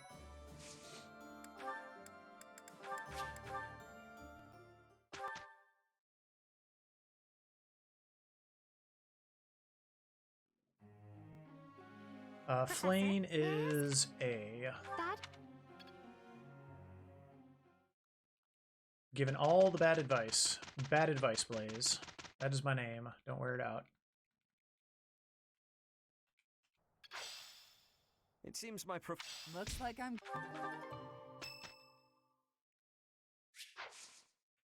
Always, don't accidentally have a tea party with Lysithea there, by the way. I have done that in a PB attempt, and that was not fun. Because you can't see that it's her birthday on that day. At least it's not bad news, Blaze. That is true. Okay, so this is chapter 15. Chapter 15 takes place in a volcano. At least that's my understanding. And we're not going to do too much with this battle other than just kind of go up and wreck some old general guy on a horse. So... Pre-battle, we have to move Flane up to this spot, but that's it. And then we'll go into the battle here. That's him, Gwendal. That's his name. I just call him OK Boomer. So, so this first turn, I kind of use this to help guide me a little bit, but I'm gonna move Claude up 2 over 2. and then I'm going to move Flane into this safe spot right here so she doesn't get attacked. And then pass the turn. And now turn 2, that's going to be exactly enough distance that Catherine can come up here, Much obliged. stride both of them. Claude is going to come here, basically over far, and then -1. You'll see that's the perfect spot for Flane to dance him. And then he is just going to fly up here and use Brave Bow here. Silver Bow will typically not get the job done, so make sure you switch over to Brave Bow, and then that is Chapter 15.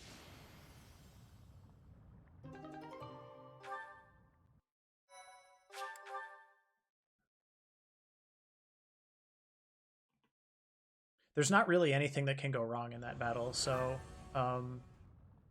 as long as you do that, you should be fine. Ow.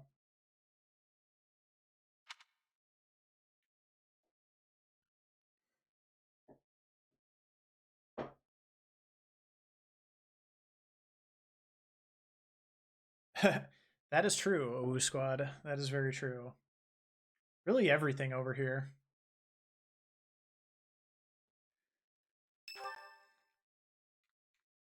Okay, so this is Chapter 16. Chapter 16, there's 3 different commanders that we need to kill. Hopefully it will go as smoothly as possible. This battle does have a tendency to get annoying, but it's mostly Gambit related, which you don't have any control over. Professor, may I ask you Lysithia is C. Being scared helps build character. It's true, actually.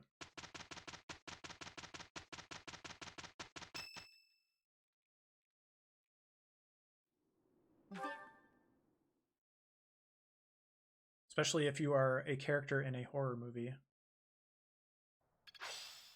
It seems. Aha!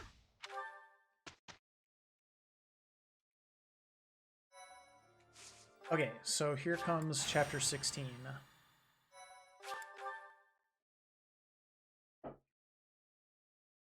Chapter 16 is one of the few missions in the game where I like to use the overhead camera. You'll see why in a second. There's a very, very specific spot where Claude has to land in order for the fast strat to work. So I'll show what that spot is when we get there, because this mission is very, very precise. That's Okay, so we just jump right into the battle. Catherine is going to stride down and hit everybody that we care about. At the ready. Claude is going to fly up here onto the top of this tower, and then Onward. Flane is going to dance him from above. Sorry. Now again, this is part of why I like to see this, because you can actually see the grid a lot better from here. But then Claude needs to fly to a very specific spot. He needs to fly to this spot right here, which is just 1 tile south of the middle of the bridge. He needs to fly to that spot and equip the silver bow, because that is where Ferdinand von Eyre is going to spawn next turn, and then hopefully Claude will just take him out. what's my strategy? Okay, and then Byleth needs to go down to this spot right here. Not max down. You want to go max down -1, and then to the right like that. And then also, we're going to Guide me well. move Seth up 1 spot just to keep his noble behind safe. And then that's why we did that, so that After the this- NPC spawns into a slightly more favorable spot. There's Ferdinand von Eyre. Retreat, Ladislava. Tell Her Majesty about this. We will not be seeing him anymore. That is the end of his quest. Okay, so Claude is good to go now. We're gonna move him max left, and then Ladislava is the name of that other enemy. She's gonna come up and tango with him. Byleth, we have to move to this spot right here, and the reason we do that is to block these other enemies from running up after we kill this guy with a mustache. Not His crime? Having too much mustache. And everybody else should be fine. repay Her Majesty's.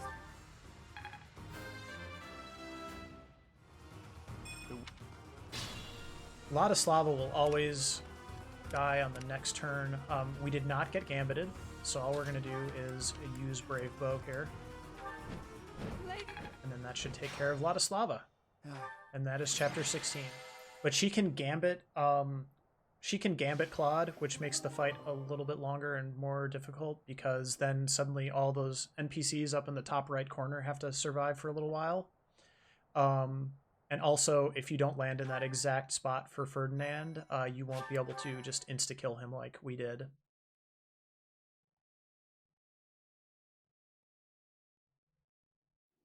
Well done. Okay, so now we are moving on to chapter 17. Chapter 17 is a really fun chapter, honestly. I love the way this battle plays out with the strats that we use currently. It's the remap.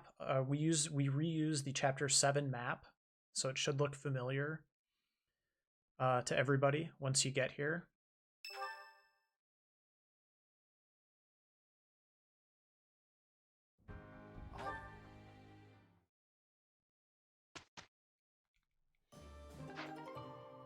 First of all, Claude is going to upgrade his dragon to the white model.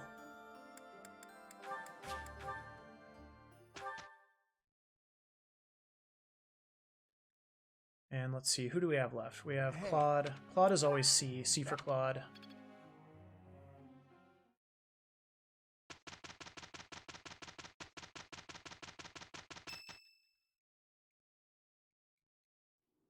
Grinder.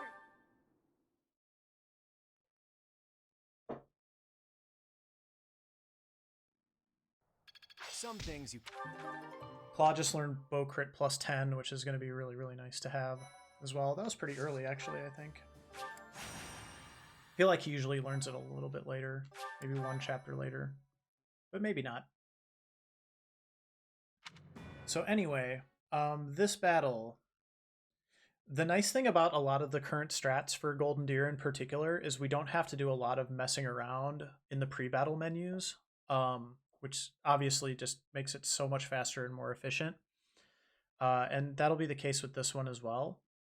It's just going to be a lot of really precise movement and, you know, using stride, using the correct weapon, different things like that. Okay, so here we go. This should look familiar to everybody. First thing we're going to do is we're going to stride everybody up with Catherine here. What's my strategy? Byleth is going to move to this spot right here. That's so that Byleth can get stride again the following turn. Make this quick. Lysithea is going to warp Flane down like this so that she can dance Claude. Claude is going to fly down here, stand on this spot south of this knight, and we're going to attack poor Bernadetta with the Failmot.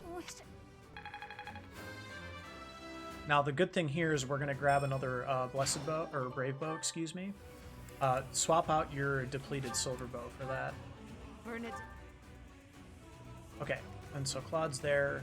Flane is going to come down here and dance him. That is not... Okay, that actually will probably make a difference, so we need to redo that. There we go. She needs to be to the outside. Okay, and then Claude is going to go down here. He's going to stand south of this guy. Swap back into... I would swap into your Brave Bow. And then Gambit. Do not Gambit Petra. You want to Gambit this guy. Because if Petra dies, you have to deal with like a huge long cutscene and the middle of the map starting on fire.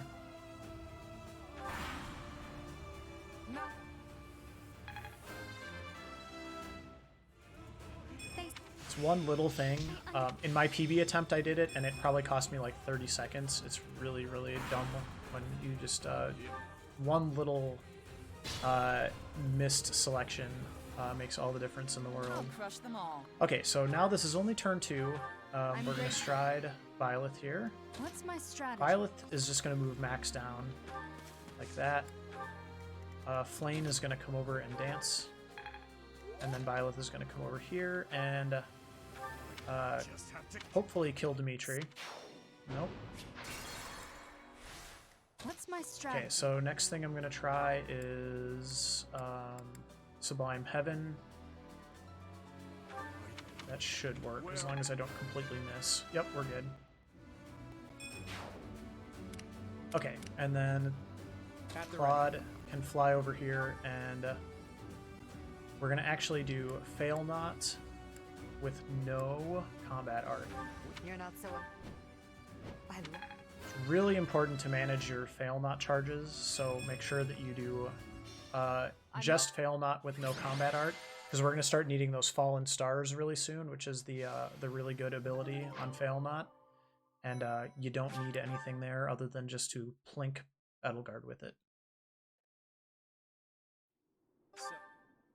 So that's chapter 17. Professor.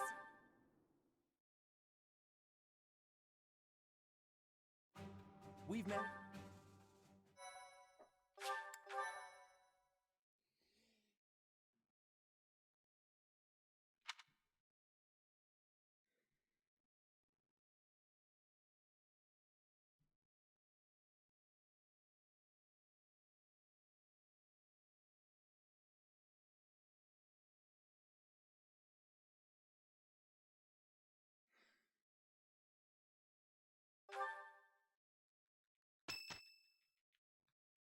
It's also really just kind of goes to show you like how hard it can be for a run to go right, because it's just tough to get everything to go right in this game. I don't know.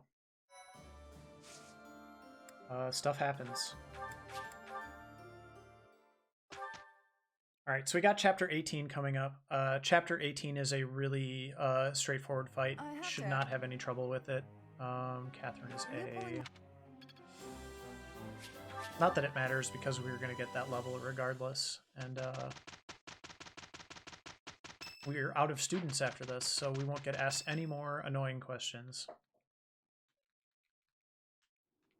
I sent out.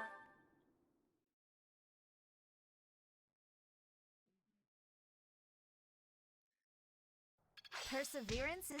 All right, so chapter 18, the Death Knight is going to be back. He's not in his final form, though. This is the easy encounter with the Death Knight. It's really important, just as a general thing, this is a good time to talk about it, because I was just using Fail Not to defeat Edelgard in the last battle. You have those weapons like Thunderbrand in the first half of the game and Fail Not in the second half of the game. You really have to manage those weapons. So like while you're running, in my head right now, I'm like, okay, Claude has Fail Not equipped, so I just remind myself when I get going on the battle here that at the end of that first turn with Claude, I have to unequip the Fail Not and put probably Brave Bow back on him in this case. You'll kind of learn which ones are better for the particular situations. Okay, so Claude's going to move Max down. He's going to end up right next to this chest. And then again, I'm going to go equip my Brave Bow. And then pass the turn. This is all Claude, by the way.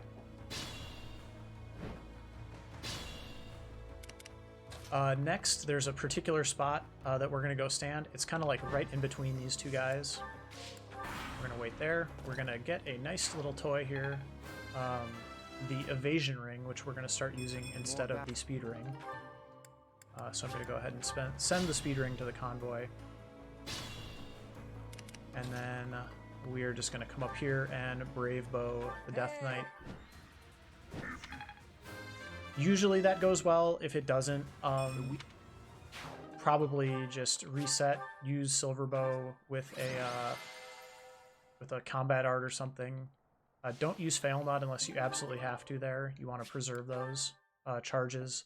For the next chapter in the final battle, those are going to be the two times where we really want to use Fail Not.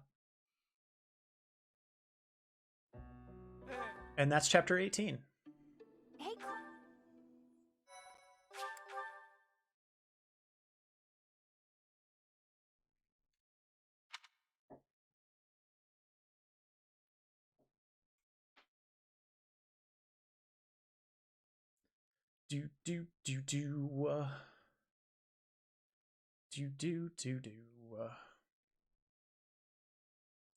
Some awkward silences in this game sometimes. The music's so good, you just kind of want to fill it in.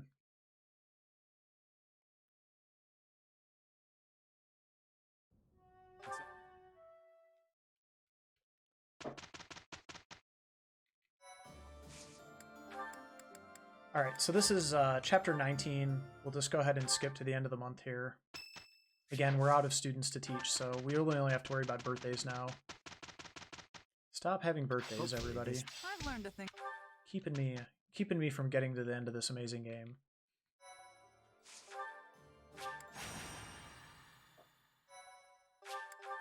Okay, so chapter 10 is like the real big roadblock in the first half of the game. Chapter 19 is the real bad roadblock in the second half of the game, because now we're going to fight the Death Knight in his final form, and he is really not happy with us. And he's also very evasive. He's standing on a defense tile. Basically everything that we do not want. So we're just going to be hoping for the best this chapter. We do get we get kind of more of like a sequence to kill him, which is nice. So we might see the backup strat. And in fact, we'll almost certainly see the backup strat because it's almost impossible without a critical to kill him the first time around. So, but we also got Hubert to deal with. Thankfully, Hubert's easy. Okay, so two things we're going to do here. We're going to Gambit Seteth with Byleth in case we need to use these folks to do RNG resets. Impregnable Wall will keep them alive. Do not Impregnable Wall Claude or he will not deal any damage. And then Catherine will stride everybody else. Claude is going to fly down here. There's the Death Knight. And this is our first instance where we are going to use Fallen Star because it's got an absurd crit rate and we completely whiffed. So let's try with one RNG reset here and we'll see what happens. So I use Seteth for mine. He can come down here and hit this guy. At the ready. And then again, Fail Not, Fallen Star. Just look at the stats really quick. So 45 damage, 70% hit rate, all pretty good. 52% crit rate is also pretty good if we need it. Okay, so we must have got a crit because he's dead. Okay. So that was a hurdle. Kanto up 1, by the way. You have to get to this spot, otherwise Flane cannot dance you. So even though you're excited, don't forget to Kanto. And then Kanto max down, and we're not going to use Fail Not anymore, so we're going to switch to Brave Bow instead. And then pass the turn. We did it. That was the hard part right there with the Death Knight. Over for every step. Hubert is a pushover.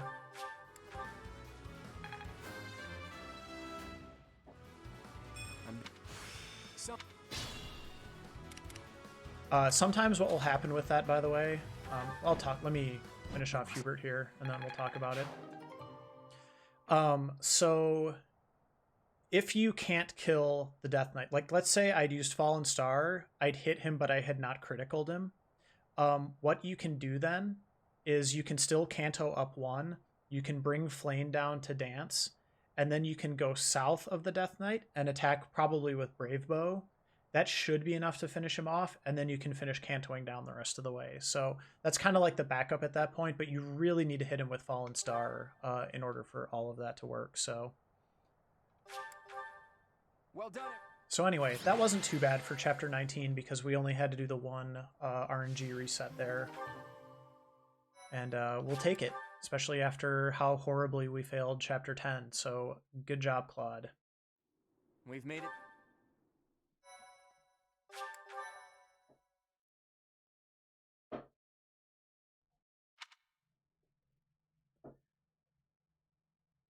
Chapter 20 is a continuation of Chapter 19, so we're not actually going to go all the way back to the monastery.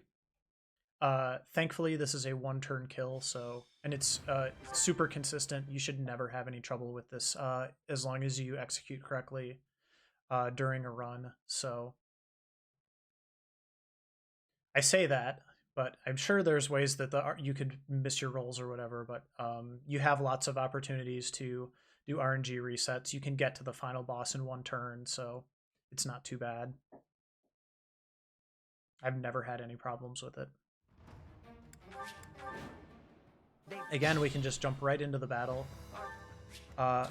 Catherine is going to go down here and then Gambit up. And then this is the Claude show, so we're going to go up here to this one particular spot. I like to think of it as being just down left of the plant. The plant is a nice visual cue. Onward. And then we'll dance from below Let's make this quick. and warp from above. Whoops. That's probably fine. You don't have to warp all the way up. Hopefully I didn't. Usually I go... Yeah, we're fine. It didn't even matter. Okay, and then Brave Bow.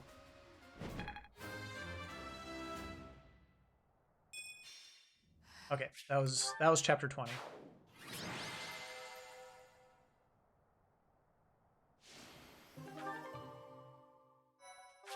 So that one again, just stride, move, dance, warp, kill.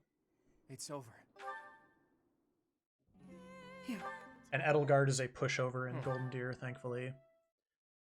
She is much meaner in Blue Lions.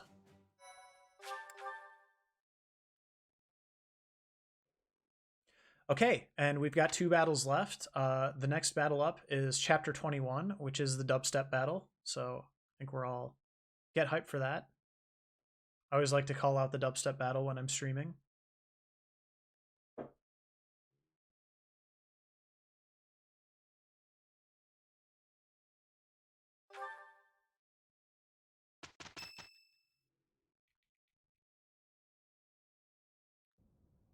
What's wrong?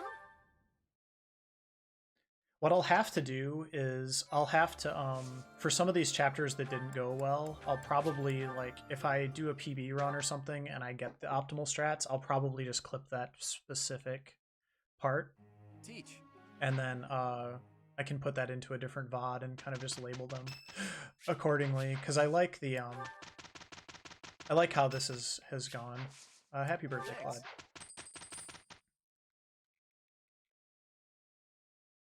We're going to bless Claude with flowers so we get good RNG here, hopefully.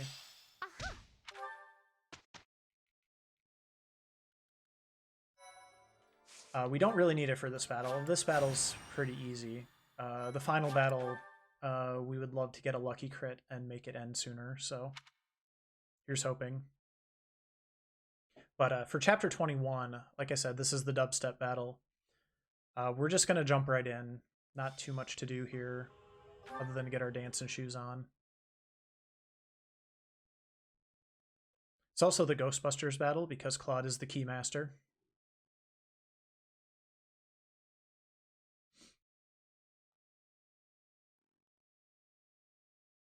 There's a door we have to open, so it's another little joke I like to make about this battle.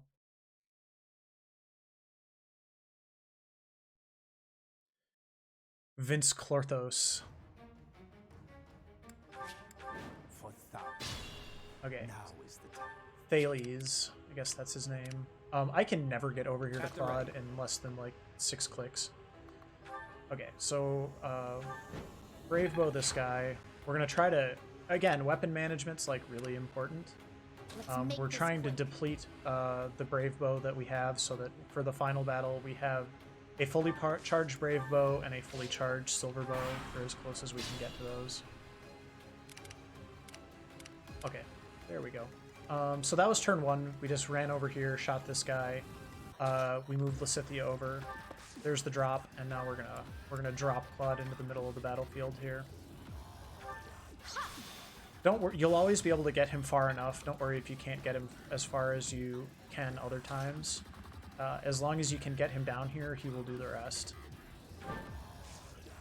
I'm gonna go ahead and equip the Silver Bow here, just for safety. By the way, bye Lysithea. More. It's actually faster, in my opinion, just to move the cursor for Claude. Okay, this guy you actually need Brave Bow to kill, though. Just realized that. So let's grab our fresh Brave Bow, it'll be fine.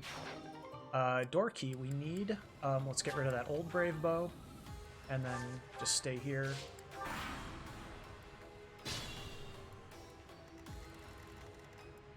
There we are. We're gonna move here. We're gonna equip the Silver Bow again, and then we're gonna open the door. And then just wait, it's fine.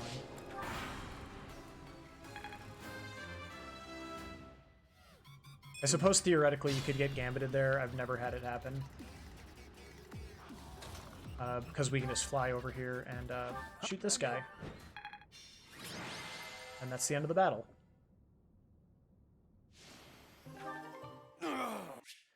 The movement in that battle is not super precise. I would say weapon selection is more important. And then what you want to do is you want to have yourself set up so that you have your as fully powered as possible brave bow and silver bow in your inventory coming into the final battle, along with obviously your fail knot, which we're going to use some as well. And if you manage your fail knot right, you can actually use it one extra time. You can use Fallen Star on the first commander, which you really need to get rid of, so it's kind of a nice use for it if you have to.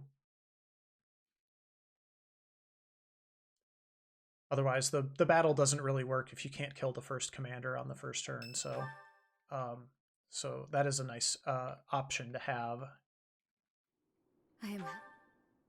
But yeah, we are going to be coming up here on the final battle, Chapter 22.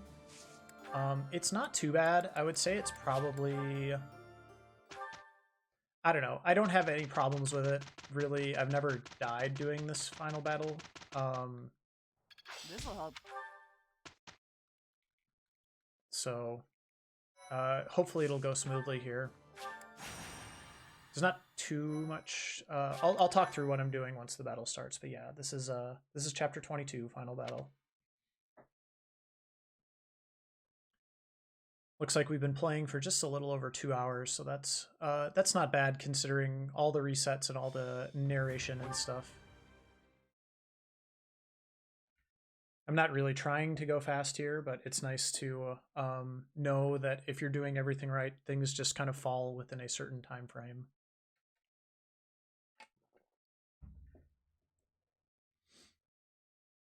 And hopefully the video's been useful videos, because I'll probably chop this up into individual chapters, but I hope this is going to be useful to people. Even though it didn't go perfectly, there should be plenty of good explanation here for people who are curious about the run. So, okay, pre-battle, the only thing we need to do, we need to grab a special battalion for this battle. Sedith is going to grab Retribution, Is that the one? and then we are going to refresh our battalions. And then we are good to go. Nemesis. Okay, Catherine's going to come up here, stride everybody. Sedith is going to come down here and use that new Retribution on Flame. I'm grateful. You have to do it in that order, otherwise Sedith can't actually get to this spot, by the way. At the ready. Okay, and then the movement is pretty precise for this first turn. After this, it's a little bit less precise. So Claude is going to come up here, 2 north of this guy. And I like to try with Brave Bow, but look at the percentage, it's not great. So let's at least try it. Yeah, that didn't work. I'm not sure, but So let's we'll use Fallen Star. This is why it's nice to have an extra Fallen Star here. There we go. And we still missed because we are apparently just sitting on a miss for this, so that's not good. Because I don't have anything I can really use to reset the RNG at this point. What's my strategy? I can try, let me think here. I've actually never had this happen before.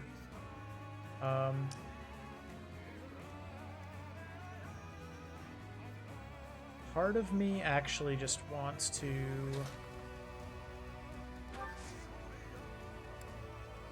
I don't know what the best thing to do is. I mean, it's gonna be like, I'm gonna basically have to like pass the turn here, but let's see what happens if, let me try coming up here and see what happens here. huh? Okay. At the ready. I don't know what a good backup is for this fight, so let's try that, and then we'll do Fallen Star again. Obviously I hit that time. More. 9 more. Yay, RNG. Okay, Kanto up 2. What you normally want to do here is you want to move Byleth onto this pad after Claude clears that commander off of there, so that's not great, but we're going to hope for the best here. Dance Claude, come 2 behind this Lance commander. And then we should be able to take him out with Brave Bow. Yep. And then Kanto up here. Now we just need Violet to not die for one turn. I think we're going to be behind a little bit anyway, but we're going to just make the best of this that we can. It's fine that Flame died, by the way. Okay, we're going to be fine. I'm actually just going to use an elixir here. Also, unequip Catherine's weapon, because otherwise she will just start killing people, and that will take extra time. We're going to kill him with Fail Not so that we can have our correct Kanto distance. Look, The swamp cleared, everybody. Crazy.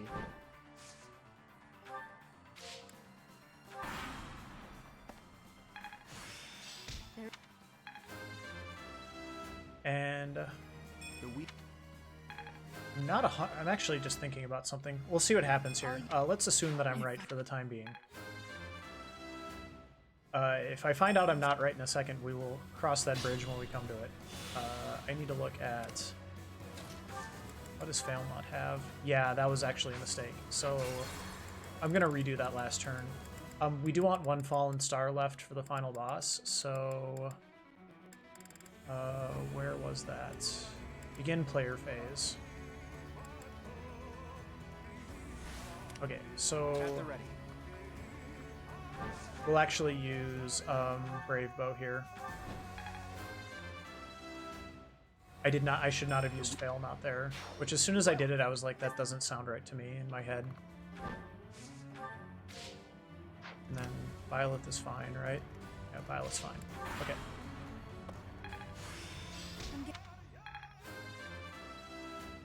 I probably should have equipped Thunderbrand on Violet when I moved her that turn, but we're kind of a turn behind anyway here, so I think it will be fine. what's my Violet strat- has basically one job, and it's to kill this guy. Possibly two, depending on what we can do with Claude here, so... Okay, Claude actually still needs to finish this guy off. But if I move down here, let me figure out where's that other commander. This guy is the one that's a problem, so if I move... Okay, if I move to this spot, they will all attack me, which is what I want. So we're going to move here. And I need to use Silver Bow because my Brave Bow is not going to make it. Oh, wait, never mind. I need to equip Silver Bow, though. And then we'll hope for the best here.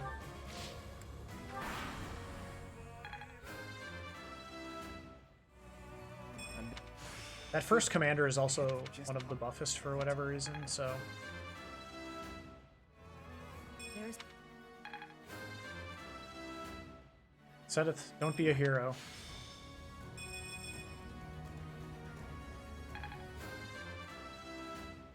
The hope is, after this turn, we'll be able to go straight to Nemesis. Let's see if all the commanders are dead. They are. Check that out. I'm a little off on my... Not Gambit. But I can use Fallen Star here. It's got a decent chance to crit, so... what happened there? Hold on. Why can I not move? It's because I totally whiffed. At the ready. Oh. There is still a commander. Hold on. Oh, no, it isn't. What am I... I was not seeing something right. We're going to go here and just attack with Fail Not. That didn't work. It's fine. We're fine. He's off his pad now.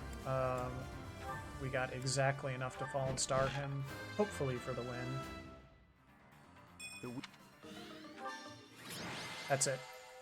Okay, so there were a couple things about that didn't go super well. Sometimes that final battle does like to fight you. My preferred strategy is a little bit different than that, but I couldn't do it because of the way that turn 1 went with Byleth. But we got there, and I guess that is all that matters at the end. I know I couldn't really explain a lot of what I was doing there, because I was just kind of hoping to hit. But basically, what you want to do is maneuver Claude down into a position where he can use that fallen star on the boss. Usually it won't kill him, but you do want to move so that you pull him off the pad, and then you can usually kill him with Brave Bow the following turn. So the way it went, I just ended up killing him with Fallen Star instead of in the other sequence because of missing and being a little bit out of range on that the turn before that, which doesn't normally happen, but that's because of the what happened on turn 1 that threw me a little bit off. So yeah, that is a playthrough of Golden Deer. I tried. I hope everybody enjoyed getting some explainer on the speedrun strats there. I will probably do some more clipping of chapters where the fights went well, maybe dub over them just to kind of talk through some of the optimal strats if you can get them. But I tried to explain sort of the optimal strats even if I wasn't getting them during that playthrough, so hopefully some of that came through anyway. But yeah, I appreciate that everybody hung in there for that, and like I said, I hope you got some good info out of that. And yeah, if you have any questions, feel free to let me know in the comments, and or just get a hold of me. You can ask me on my Discord. You can ask me on the Fire Emblem Speedrun Discord. Whatever you would prefer. But I am here and happy to help out anybody who is trying to learn the speedruns of this awesome game. So